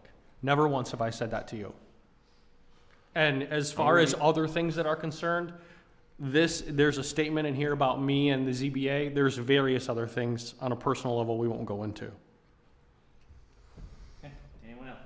Mr. Chair, I think I started to make a list of all the falsehoods and inaccuracies, but I lost track. I think Mr. Wilson's statement explains why we need this resolution. I think he helped himself. Thank you. Okay, anyone else? Supervisor, if I may, I have a question for the board, particular members. If you all can just bear with me while I go through them. It's only about kind of questions. Okay, thank you. This is for you, Mr. Hohenstein. Jonathan, is there any restriction on who is entitled to file a complaint? No. Okay, thank you. Jonathan, do we typically refer to residents who violate the township's ordinance as a victim, as was referenced in Mr. Bull's resolution referring to, I believe, it's Mr. is it Cade? Kayat? It refers to one of the members of the public as a victim for violating the ordinance. So do we typically refer to people who violate the ordinance as victims? I mean, the township does not use that language, no. I would think so, thank you. You answered my question already earlier, but I'll reiterate it. Jonathan, can residents pursue ordinance violations on their own without the township's involvement? I mean, under a new lawsuit, yes, they can. Thank you. All right, Mr. Cole, this question's for you. Haven't you yourself filed complaints against your neighbor as a retaliation for a disagreement? Could you specify that and provide a copy of it? Yep. And I would like a, was I an elected official at that point?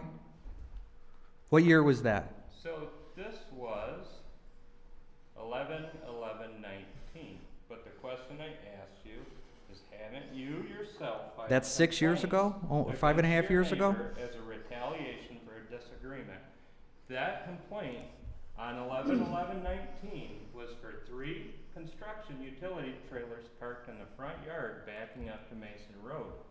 Now, I do believe this was after a disagreement that had nothing to do with those trailers. I won't ask for your answer because I don't want it, because I know the truth. And in fact, you and I had a discussion about this where you told me if I don't like the ordinance, I should do something about it. Well, here I am, Mr. Bull. I'm on the board. Good for you. I plan to do something about it. I'll move on. Mr. Bull, at what time did Mr. Wilson represent his opinions, beliefs, or statements as the opinion of the Howell Township Board? Have you read the ethics policy? At any time did Mr. Wilson represent his opinions, beliefs, or statements of the opinion? Have you read the preamble of the ethics I'll move on. policy? Thank you. Mr. Counts, you already answered it.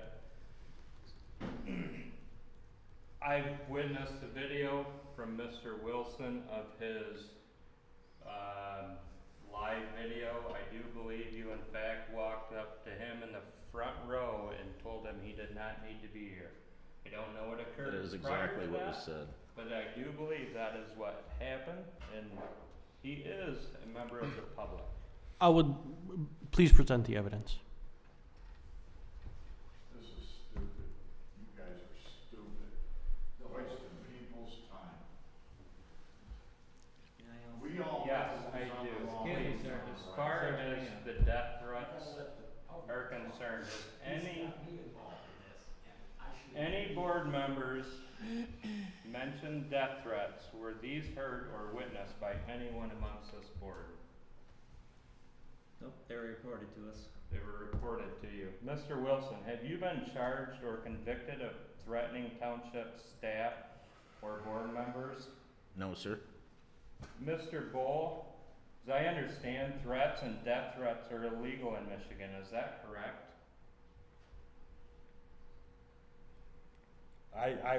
You're telling the story. I thought you were a police officer at one time. I'm retired.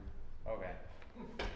As I understand, death threats are illegal in Michigan, and it seems like based upon hearsay, the board has taken countless actions to, one, put officers here in protection of whoever because of Mr. Wilson. Mr. Coddington, you in fact told me yourself that everybody amongst this board carries a firearm. I don't understand why we need 2 more officers in here if everybody's so comfortable carrying a firearm in here.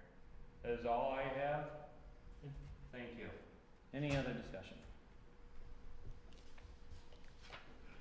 Roll call. Winstein, Yes. Wilson, Nope. Counts, Yes. Fagan, No. Cottington, Doss, Yes. Bull, Yes. Resolution passes. Call to the public. They're short. Yep, go. Microphone and your address, your name. Yeah, my name is K-Don Lee Chevalier. I'm the neighbor that he's referring to. What's that? Oh, 2900 Rural. Mispronouncing your name. Oh, that's okay. That's not a problem. I get called worse. Now, there's a couple of inconsistencies what Mr. Wilson has thrown out there regarding me. He says, we've been neighbors for 30 years. You moved in 1990. That's 25 years. That's one inconsistency. Okay. Another inconsistency is you're saying that I have been going after you and have been nothing but trash to you and everything. We were close friends for 10 years. 10 years. Went out, did a whole bunch of stuff together, all legal, nothing bad, okay. He came to my house.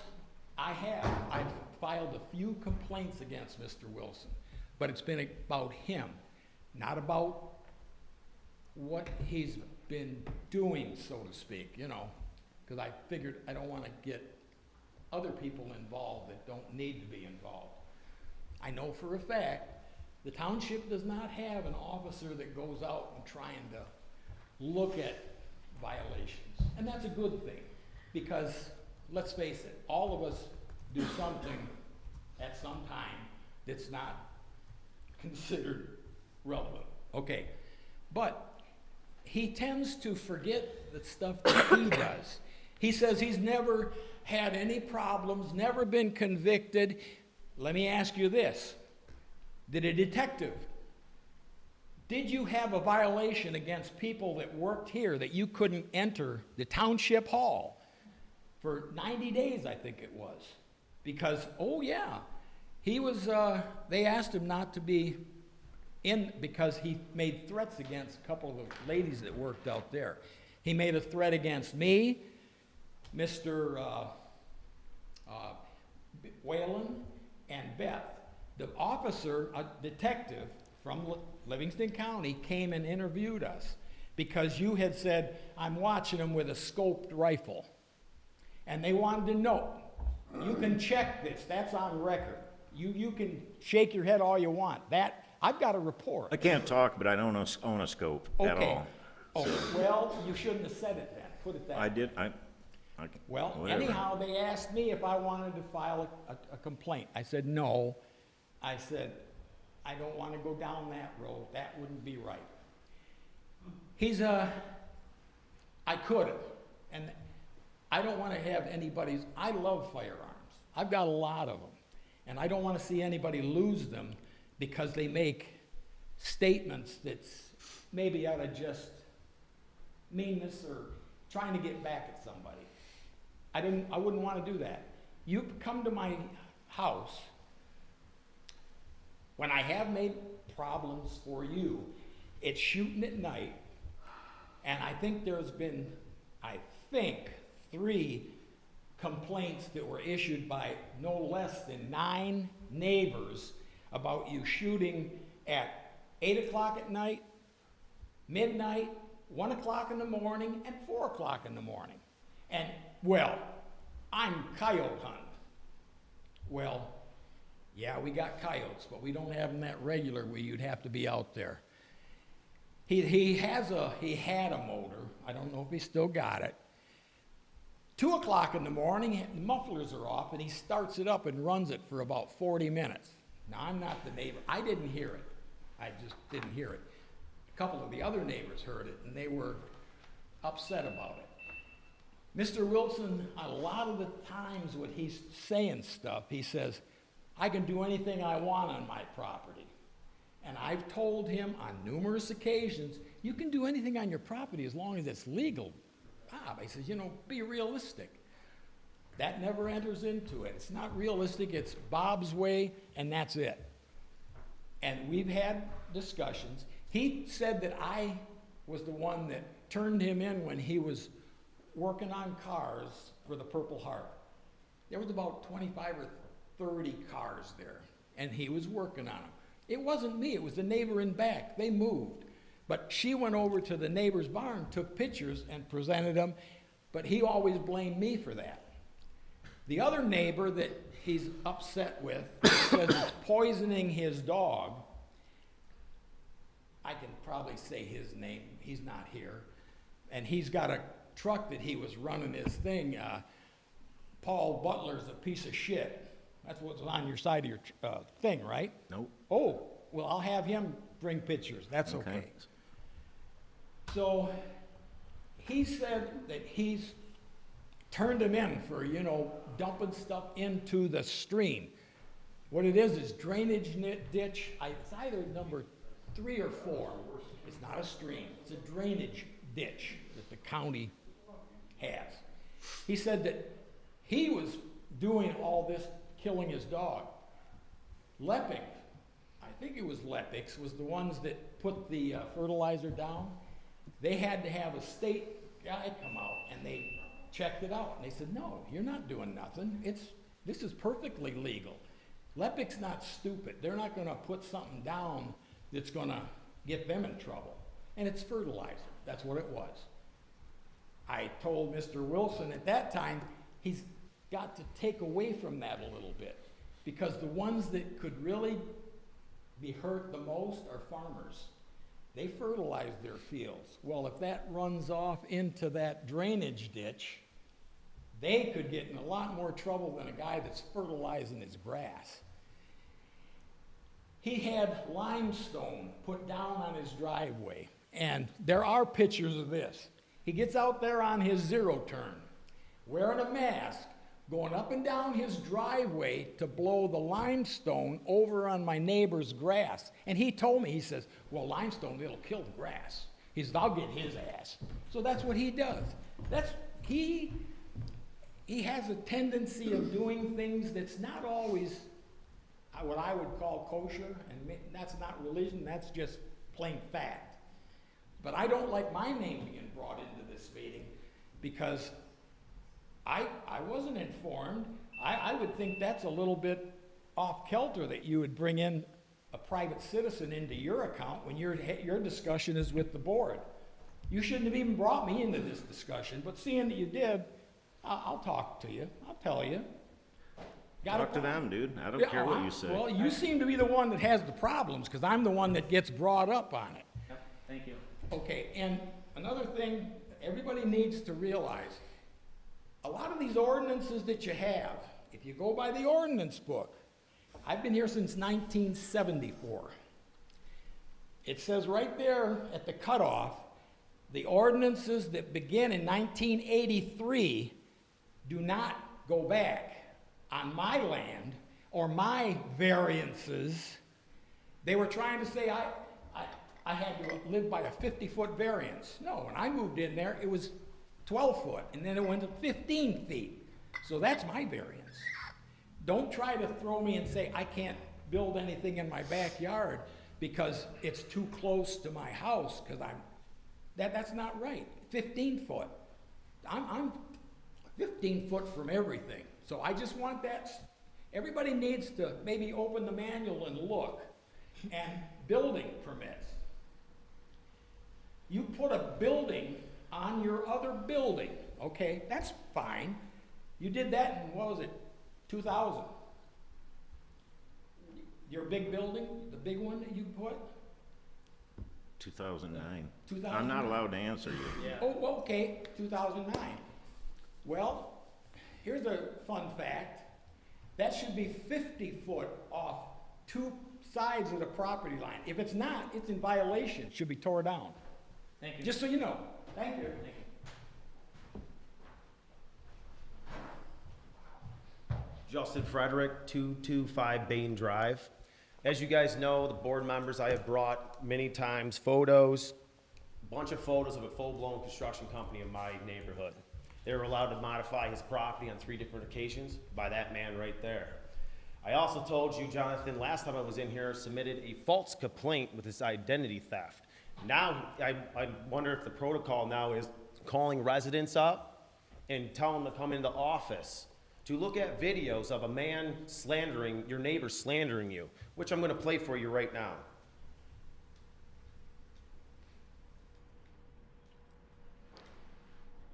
Hold on. Oh. I have my Bluetooth on, give me a second here.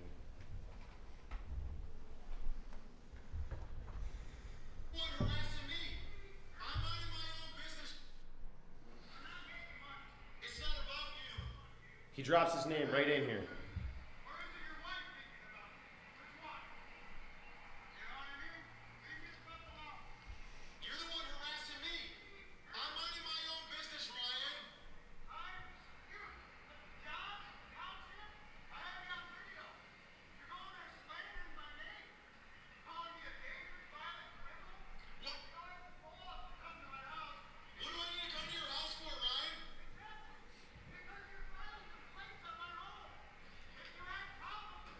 This normal protocol? I mean, is this normal protocol to call somebody, tell him come up, that I'm slandering him? Google Ryan Cott on Google, and you'll see his criminal record pop up, just on Google. So that's not slander.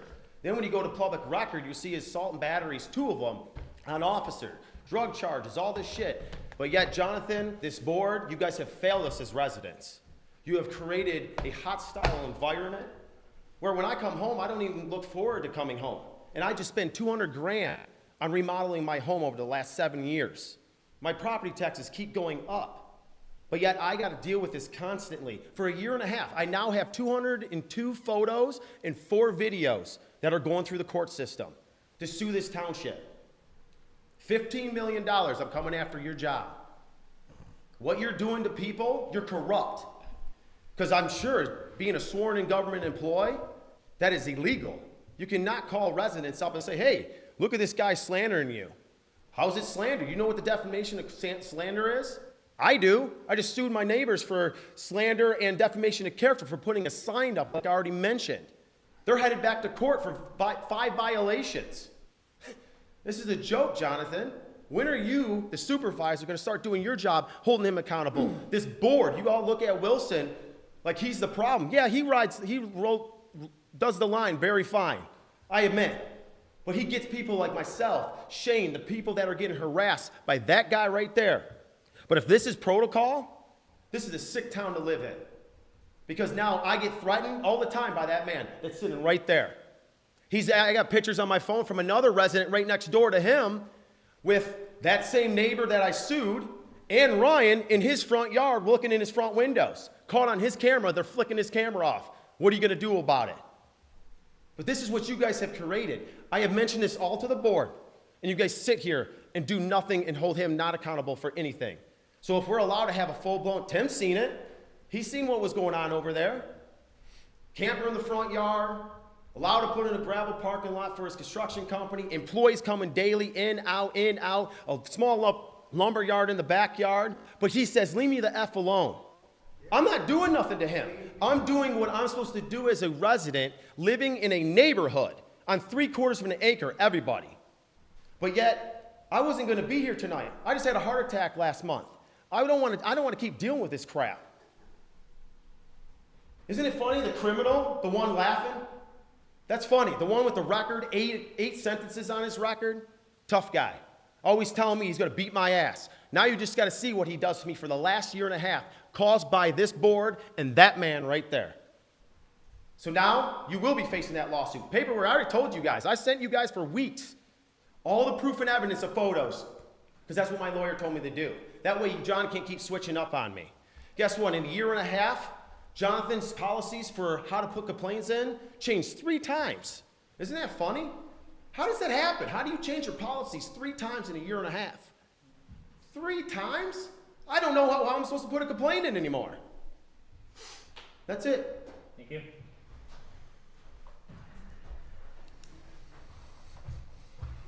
I am the infamous Sharon Lolio that lives at 2650 Fisher Road. First of all, I do want to address that Mr. Wilson did start sending my husband documents about the cemetery. My husband goes, he keeps sending me stuff. And he goes, I don't want to get involved with it. We're in construction, but I don't know anything about it. and that was a long time ago. He never said he agreed with you. Lie. That's a lie. No. The other thing is, I want to clarify about what happened with Howell Nature Center. I contacted our commissioner, Wes Nakagiri, and I said, can we do anything? Can you do anything in your capacity to help Howell Nature Center? And he said, the way it's set up, there's nothing that can be done. They have to accept, they run by donations, and that's the way they have to take money. We have supported Howell Nature Center. Our business and us personally have went down and given them checks. So don't act like I don't care about Howell Nature Center. Okay, I've been there. That's what you implied. So I just want to be very clear that I tried to go to a higher level to get them help, and what was being put on that neighborhood site was not allowed. That's clarification right on that. The other thing about the ADUs, I was very clear about why I was against them. And many people did not show up here because they never thought that when they bought their home zoned on a single family parcel, that we would be allowing people to put 1,000-square-foot houses in their backyards and turn them into rental units. I sat up here, I listed out multiple times why I said that, and as a woman, I felt very insecure that when I bought my home, if my neighbor put some rental unit in their backyard collecting cash under the table, who am I living next to? Who are my grandkids going to be playing, and my kids with? That's not what I bought when I bought my house. I know my neighbors. So what I have seen here by my name being brought Lolio and Tim Bull is an absolute lie. You have a weird obsession about Tim Bull because when I first met Bob Wilson, our conversations were pretty decent. Then all of a sudden started this weird stuff about Tim Bull this, Tim Bull that. Did you know this? I go, look, I don't want to talk about Tim Bull. We had a conversation going, and all of a sudden it started turning into some weird thing, and guess what? I have those. I have those text messages from you. So for you, him, to bring my name up in a meeting like this, that other Howell Township residents can act like I'm some kind of uncaring weirdo teamed up with Tim Bull. I don't agree with Tim on anything, on everything. And you guys that come to the Planning Commission meetings see that Tim Bull and I don't always agree on everything. But you deserved exactly what you got tonight, and you know what? I rejoice. And if I could have sat at the table, I would have been, go for it, guys. You are a weirdo. See, that right there shows it. Attacking women, really? Just need your name and address for the record. Ryan Cott, 222 Bain Drive. Yeah, I'm the dangerous, violent criminal. I just want to say John's never called me. We've never had any weird conversations where I need to come up here and check this video out or anything like that. He's been nothing but professional with dealing with me and trying to get this problem resolved. Again, the neighbors behind us, no one has any problems in this neighborhood. Nobody does. The neighbors next door that he sued, I constantly watch this guy harass them all the time. He has problems with the other neighbors next to him. He has problems with me. He has problems with 5 neighbors in this neighborhood. It is not us. We are very civil. We have neighborhood parties. He doesn't join them. You know what I mean? I don't understand why you filed a complaint on my house. I don't know you. I don't understand why you did that. I just want to bring that up. I saw that I have a complaint on my house. I did as an example. But, test.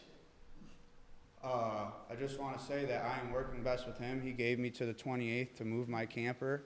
And then we also talked about the zoning for my 2 trailers. I don't have employees. I don't. I have one buddy that works. He drives with me. He doesn't work for me. He is his own subcontractor. I have one guy that comes with me. I've been following an order with him. It's just starting to get really obsessive and crazy.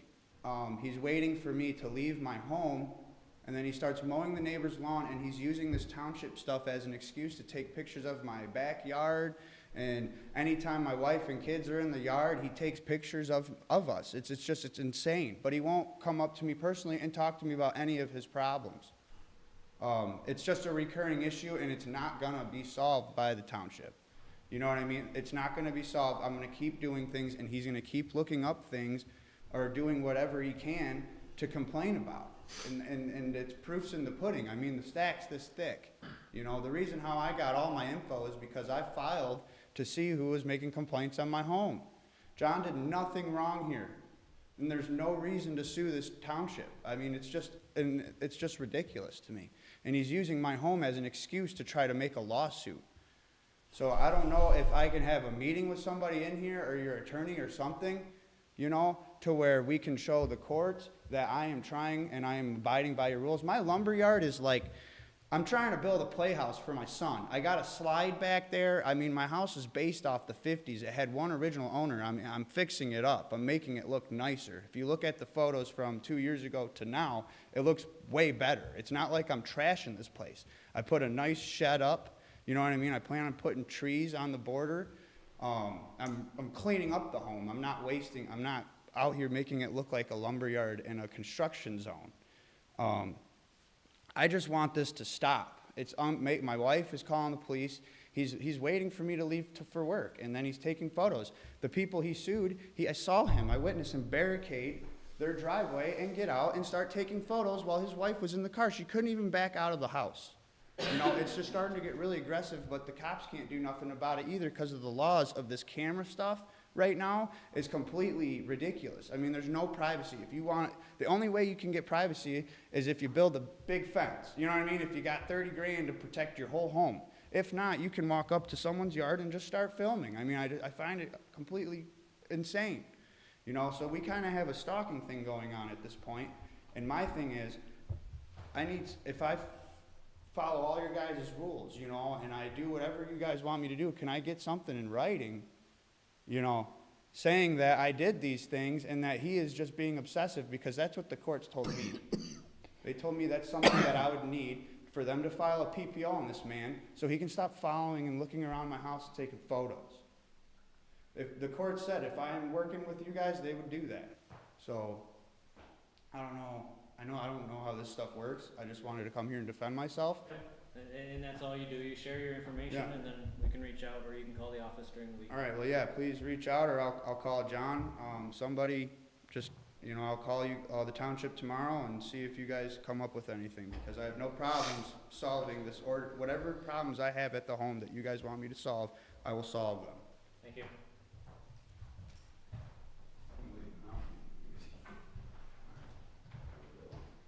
Anyone else call to the public? Yeah, this is in regards to 251. Name and address for the record, please. I'm sorry, Dennis Yaros, but this is on behalf of my daughter, Christina Hess, who lives at 251 Bain.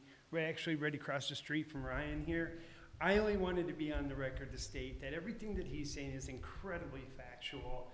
I'm from the outside, I don't live there, but the stories that he's telling about, you know, the obsessive pictures that's been taken of his home, going into the backyard, taking pictures of the kids, and that what's happening to him is exactly what's happened to my daughter, who happens to live right next door to Justin.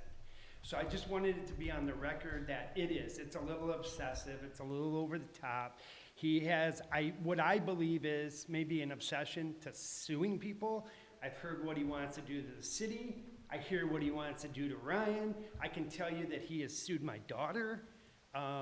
You know, just for the record, they need to know that maybe he's not as trustworthy as he's trying to state himself. And that's all I got. Okay, thank you. So, thank you. Anyone else? Seeing none, move on to reports. Supervisor pretty much covered everything. Treasurer? You have my 2 reports. I have nothing else other than the reports. Okay. Clerk? We're asking for approval for the Adobe program to be put on the computers in the amount of $1,679.16. Okay. Any motions or thoughts or concerns?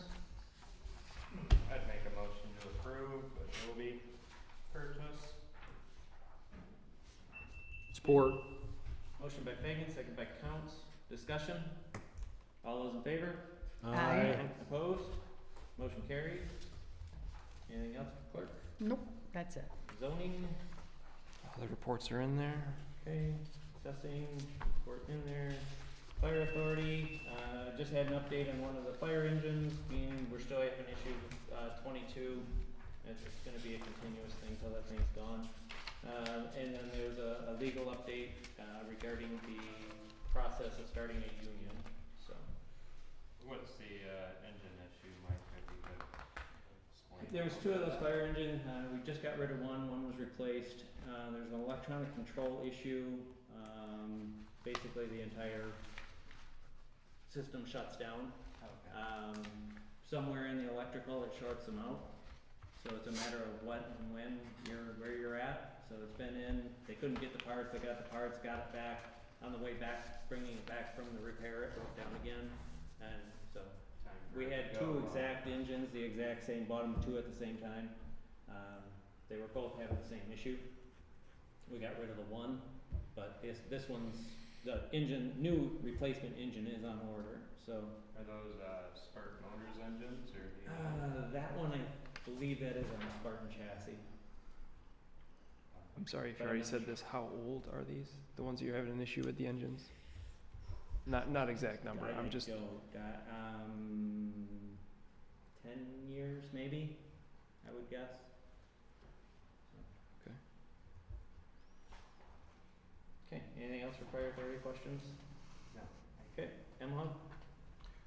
For March, we produced just over 40 million gallons of water. Lots of discussion around the cross-country transmission main.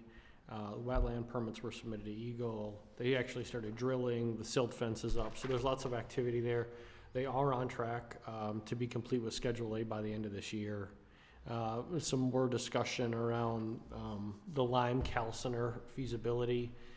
As we've talked about in the past, municipal water services are looking for a way to collectively and effectively get rid of lime as they use it in the water softening process. And so a couple of different regional water authorities are all coming together, and we're part of a study that is determining what the feasibility of building a large plant to process lime would be outside of Lansing. So there's more update on that. That's going pretty well. Yeah, that's pretty much about it. I'm sorry, I have a question about the lime. So the goal is that what happens with the lime? Because you use lime to soften, and then it's done its job. Yeah. And historically, it's given to farmers? So right now, yes, it's basically, as of today, what we do with it is we ship it. We pay somebody to come in and collect it out of the tanks, and then we ship it, and it goes out to farmers, and it gets dumped on farm fields, right? So, but that's getting expensive, right? And so the idea is to say, hey, a lot of municipal water services are using this. Is there a different way to process it and do something else with it, right? So right now, it's basically just a feasibility study, like how much would it cost? Does it make sense? It would have to be a pretty large facility. Where would we put it? How much would everyone pay from an operating cost perspective, right? We're actually one of the smaller municipalities, MHOG is, versus some of the larger municipalities. If you think about like Lansing and such, they would have a larger chunk that they would have to pay for. I have a question on the lime. So you said it's bought by a third party, then I would assume sells it to the farmers? It's not bought, it's just trucked over there. Oh, just get rid of it? Yeah. And it's getting expensive, just Yeah. to do so. Would there be a potential for the farmers to come get it directly? I mean, we are in a rural community, is that a possibility? I don't know if that's ever been thought of, Mike. The second part is there's getting to be some regulations on doing field application with it. Okay. Thank you. So they're running out of, if all that regulation goes through and you can't put it on the land, now they have all this lime that they have nothing to do. And if they can regenerate it and reuse it, then they're not paying as much to have it mined, brought in, processed, so. So basically like recycle it. Yeah. There are other concerns in it, because our lime is going up and mixing with Lansing's and all these other entities, and it all gets cooked together, so, depending on what they were using in their softening and so you could have contamination chemicals next to Yeah, it, there's just don't concerns. know. Yeah, there's concerns. It's pretty preliminary to see if it's Yeah. even feasible. I think it's just being proactive to government regulation more than Yeah, anything. that's why it's still a feasibility study, right? Like, how feasible is it? Thanks for helping me understand. Yep. Any other questions for Emma? Planning Commission? Minutes are in there, unless I know. So the minutes are in there if anyone has any questions. Okay, if there's no questions, EBA. Wastewater treatment plant. There is one item on the wastewater treatment plant.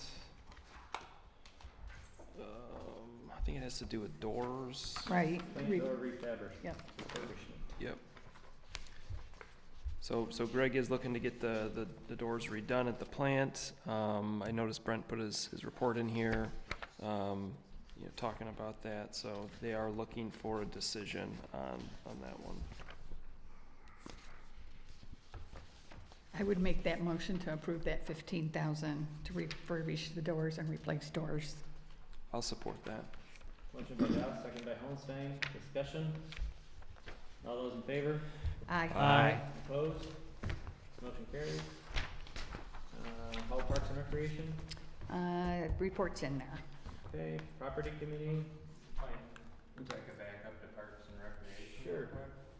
Sue, from watching Miss Dedrick's podcast the other day, there was mentions that there's already a talk of another millage for HAPRA.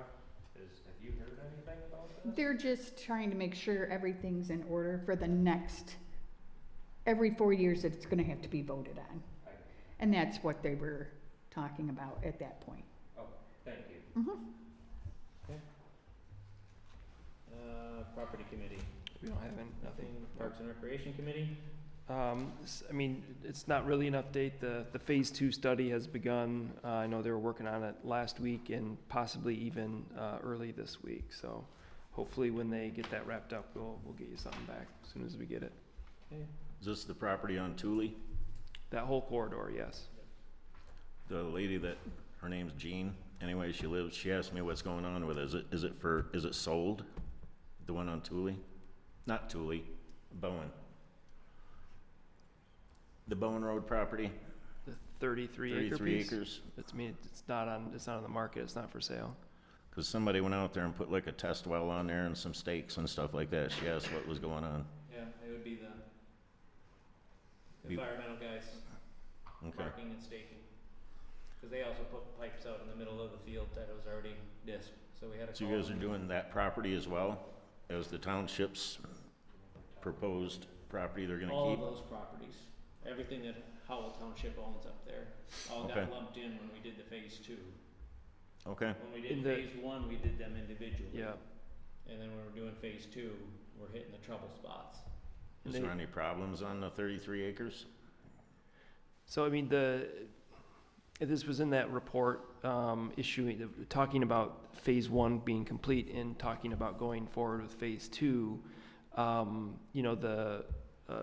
The concern, I think, on the 33 acre piece was they didn't know where all of the sites were from the animal testing laboratory. And they were going off historical documents. And so they also included on that report, they showed a bunch of dots as to where they intended to do different testing. And I think some of them were on the 33 acre piece. Okay. Okay. Shiawassee Committee, anything? Okay. All right, before we go into a motion for closed session, I just want to remind everybody that the cleanup day is this Saturday. So at the trash collector, garbage man. It's at the garbage man this time, It's right? at the garbage It's at the garbage man. on Burkhart. What time do you want us? Technically starts at 9. 9 to noon. 9 to noon, but generally we try to get there a little early. It's gonna be easier to set up this year just because it's on his site, his trucks are already there. And we historically just kind of start unloading people as soon as they show up, so we don't, in the years past, they would wait till 9 o'clock to start it, and we'd end up with a whole line, and then we had to work twice as hard to get caught up, and you never seem to get caught up all day. So if the trucks are there and ready to go, we go. So I unfortunately have my daughter's graduation that day, so I've been told that I'm going to her graduation and not to trash pickup day. You could hold it at the garbage man. Yeah. I'm sure you're gonna be whipping if you do that. Right? Very disappointed, because there's a lot of good stuff. You should make a stop. Just say, hey, look, no, sorry, Nora, I gotta make a stop at the garbage man. I told him to tell me what he wants. All right, is there a motion to enter into closed session for Burkhart Ridge versus Howell Township? So moved. Support. Motion by Counts, second by Hohenstein.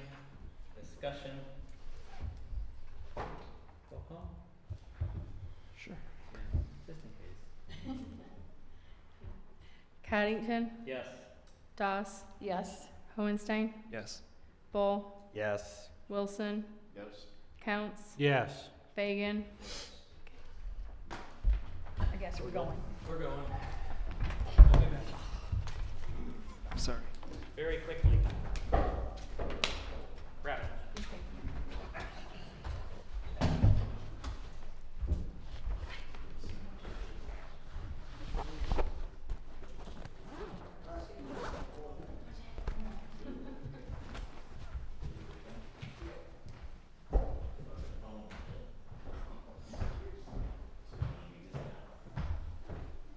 That one on YouTube, what's that YouTube website for that one? You can get it from the township page too, it's right at the very bottom. Okay. There's a link.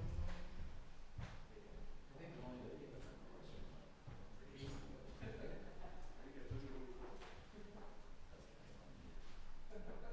How are you, ma'am? Good, how are you? Good. I'm Tanya. We met? My world right now is like, I apologize for that. How are you, sir? Oh, I'm here. How are you? Good. You brought popcorn. I know. This was a spirited meeting. Yeah, it makes the county commissioners meetings look really boring. They're polite and everything. Yeah. You missed Brent's thing. He did a really good job. Yeah, no, I saw it, because you, I was watching it as I was going to Oh, see he was how. live streaming. Yeah. Where do I know you from? You look so familiar. I work in the office. That's it? I'm Sue's deputy. Ah. I mean, I'm out there. Oh, right, all right. I live in Osceola. Okay.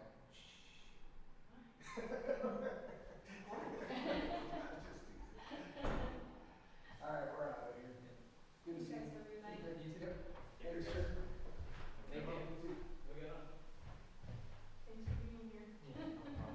We'll be here for another Hopefully not long. 40 minutes. Hopefully not long. Hopefully their Burkhart Ridge little conference there goes quick. Yeah, hopefully, that'd be nice. For a long meeting. Long day.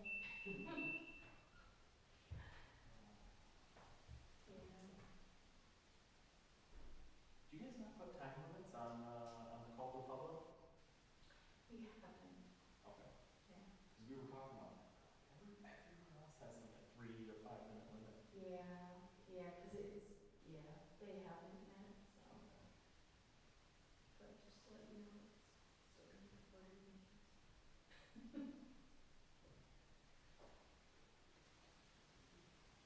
Yeah, there's no one here. Say they're talking to themselves. Yep. Yeah. Were you here last week? Were you the one that was here, or last month, I'm sorry? Yes. Yes.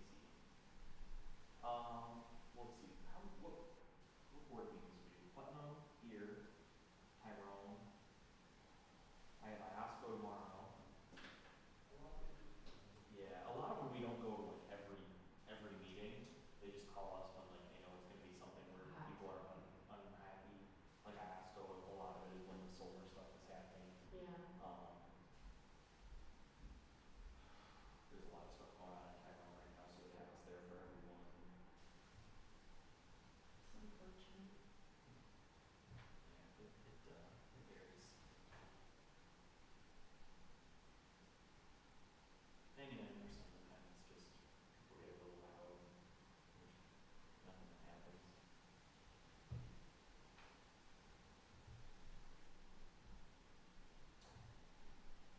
Yeah. Yeah, I didn't think about other townships having, I mean, I can see that folks are really. The townships that we like, directly contract with, too, like Heartland and Tyrone, the deputies for those who are assigned to patrol that area are the ones who take care of those ones usually, so. Unless we need a second person there. How old is the building? Later 18, yeah, 18, I can't remember. I can tell you right now. It's not that important. I just like, I like architecture. So this part of the building was the schoolhouse. And then the addition, everything else, is like when you walk in the hallway, you can hear. You can hear the difference.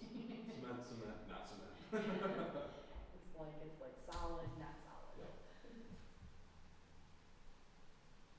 I'm gonna get a new beaver door. Oh my god. I was killing us every time everybody walks in and out. It goes off scares me. Yeah. You're sitting there and it's like real quiet while everybody's looking over something like.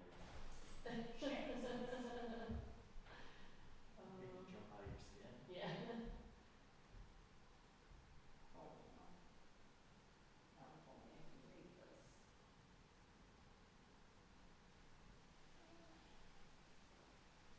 Yeah, that's the, I don't know if you've ever seen the website, but there's pictures. Okay. That's those ones. 1836. Man.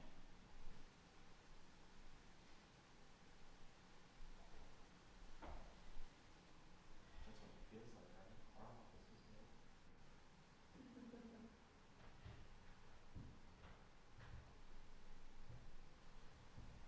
Today's one of those days where I feel like I was being 18. I think it's the day, because I felt that way all day. It's like 80 something degrees out too, so it's hot. I'm an idiot. Was it? It was that warm out today? I don't know, I didn't I go got outside. sunburned this weekend, so I'm like, Yeah, me too. Like back here, I'm like, so I go to my son's soccer game on Saturday. I'm sitting in the lawn chair. I have my leg across my leg like this, and I don't think anything of it. So we get in the car, we drive home, and itch my leg, we do this. When I get home, my wife's like, I'm like, what? Just keep leg. I mean, inside of my leg from here down is completely burned, and that's it. Look at my sock. Oh, You yeah. can see your sock, and it's bad. yeah. She's like, you're so dumb. But even at those cameras. Oh, I burned in Florida in February when I was on vacation, and it saved me ever since. Yeah, I've been good since. Yeah. Nothing. I've been doing all those landscaping, moving my house and all that. How long have you done? I'll give you that and stuff. I think that's when close, she was like 40 minutes long. That was a With big, I thought it was gonna be a quick one. I'm just happy that they put it at the end this time instead of the beginning of last month. Well, so they do that, cause like if the attorneys are here, they want, they do count, so it's like.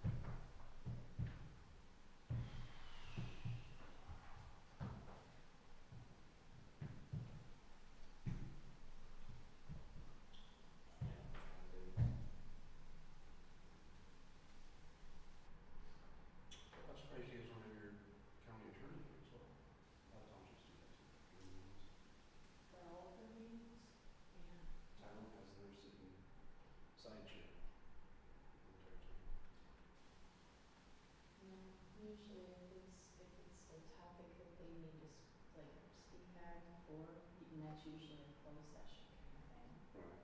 Right. So usually we have our attorney here, they come for like, other meetings, they sit in on, like, usually not.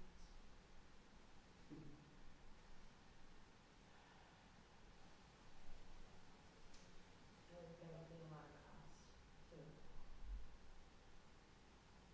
And you know, is he, is this not? It's not looking very well right now, July. Yeah. It's unfortunate, but. It is, I do believe that because it's, you know. It takes away from the business that we're here.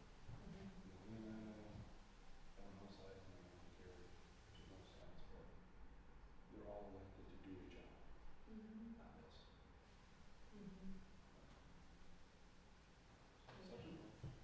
When you have that one gentleman, the one he was, I have him.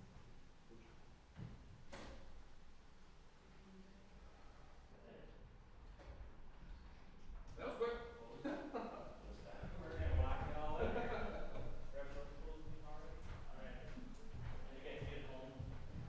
We wanna go home. I will stay for myself. Okay. So you're still running? Camera? Okay. Oh, sorry. I saw you coming too. Alright, got everybody? Is there a motion to enter back into regular session? So moved. Support. Motion by Counts and seconded by Whole, or? Thank you. All those in favor? Aye. Opposed? Motion carries. Is there a motion regarding closed session? I'll make the motion to approve the agreement in Burkhart Ridge versus Howell Township as discussed in closed session, to authorize the supervisor to sign the agreement on behalf of the township, and authorize the township attorney to execute any necessary documents in related to the case. Support. Motion by Holstein, seconded by Doss. Discussion? Roll call? Doss. Yes. Fagan. Yes. Coddington. Yes. Wilson. Yes. Bull. Yes. Counts. Yes. Hohenstein. Yes. Motion passes. Disbursements. Move to accept the disbursements as presented and any normal and customary payments for the month. Support. Motion by Holstein, seconded by Doss. Discussion? All those in favor? Aye. Opposed? Motion carries. Is there a motion to adjourn? So I'll make moved. that motion. I'll support. Motion by Doss, seconded by Counts. All those in favor? Aye. Opposed? We are adjourned.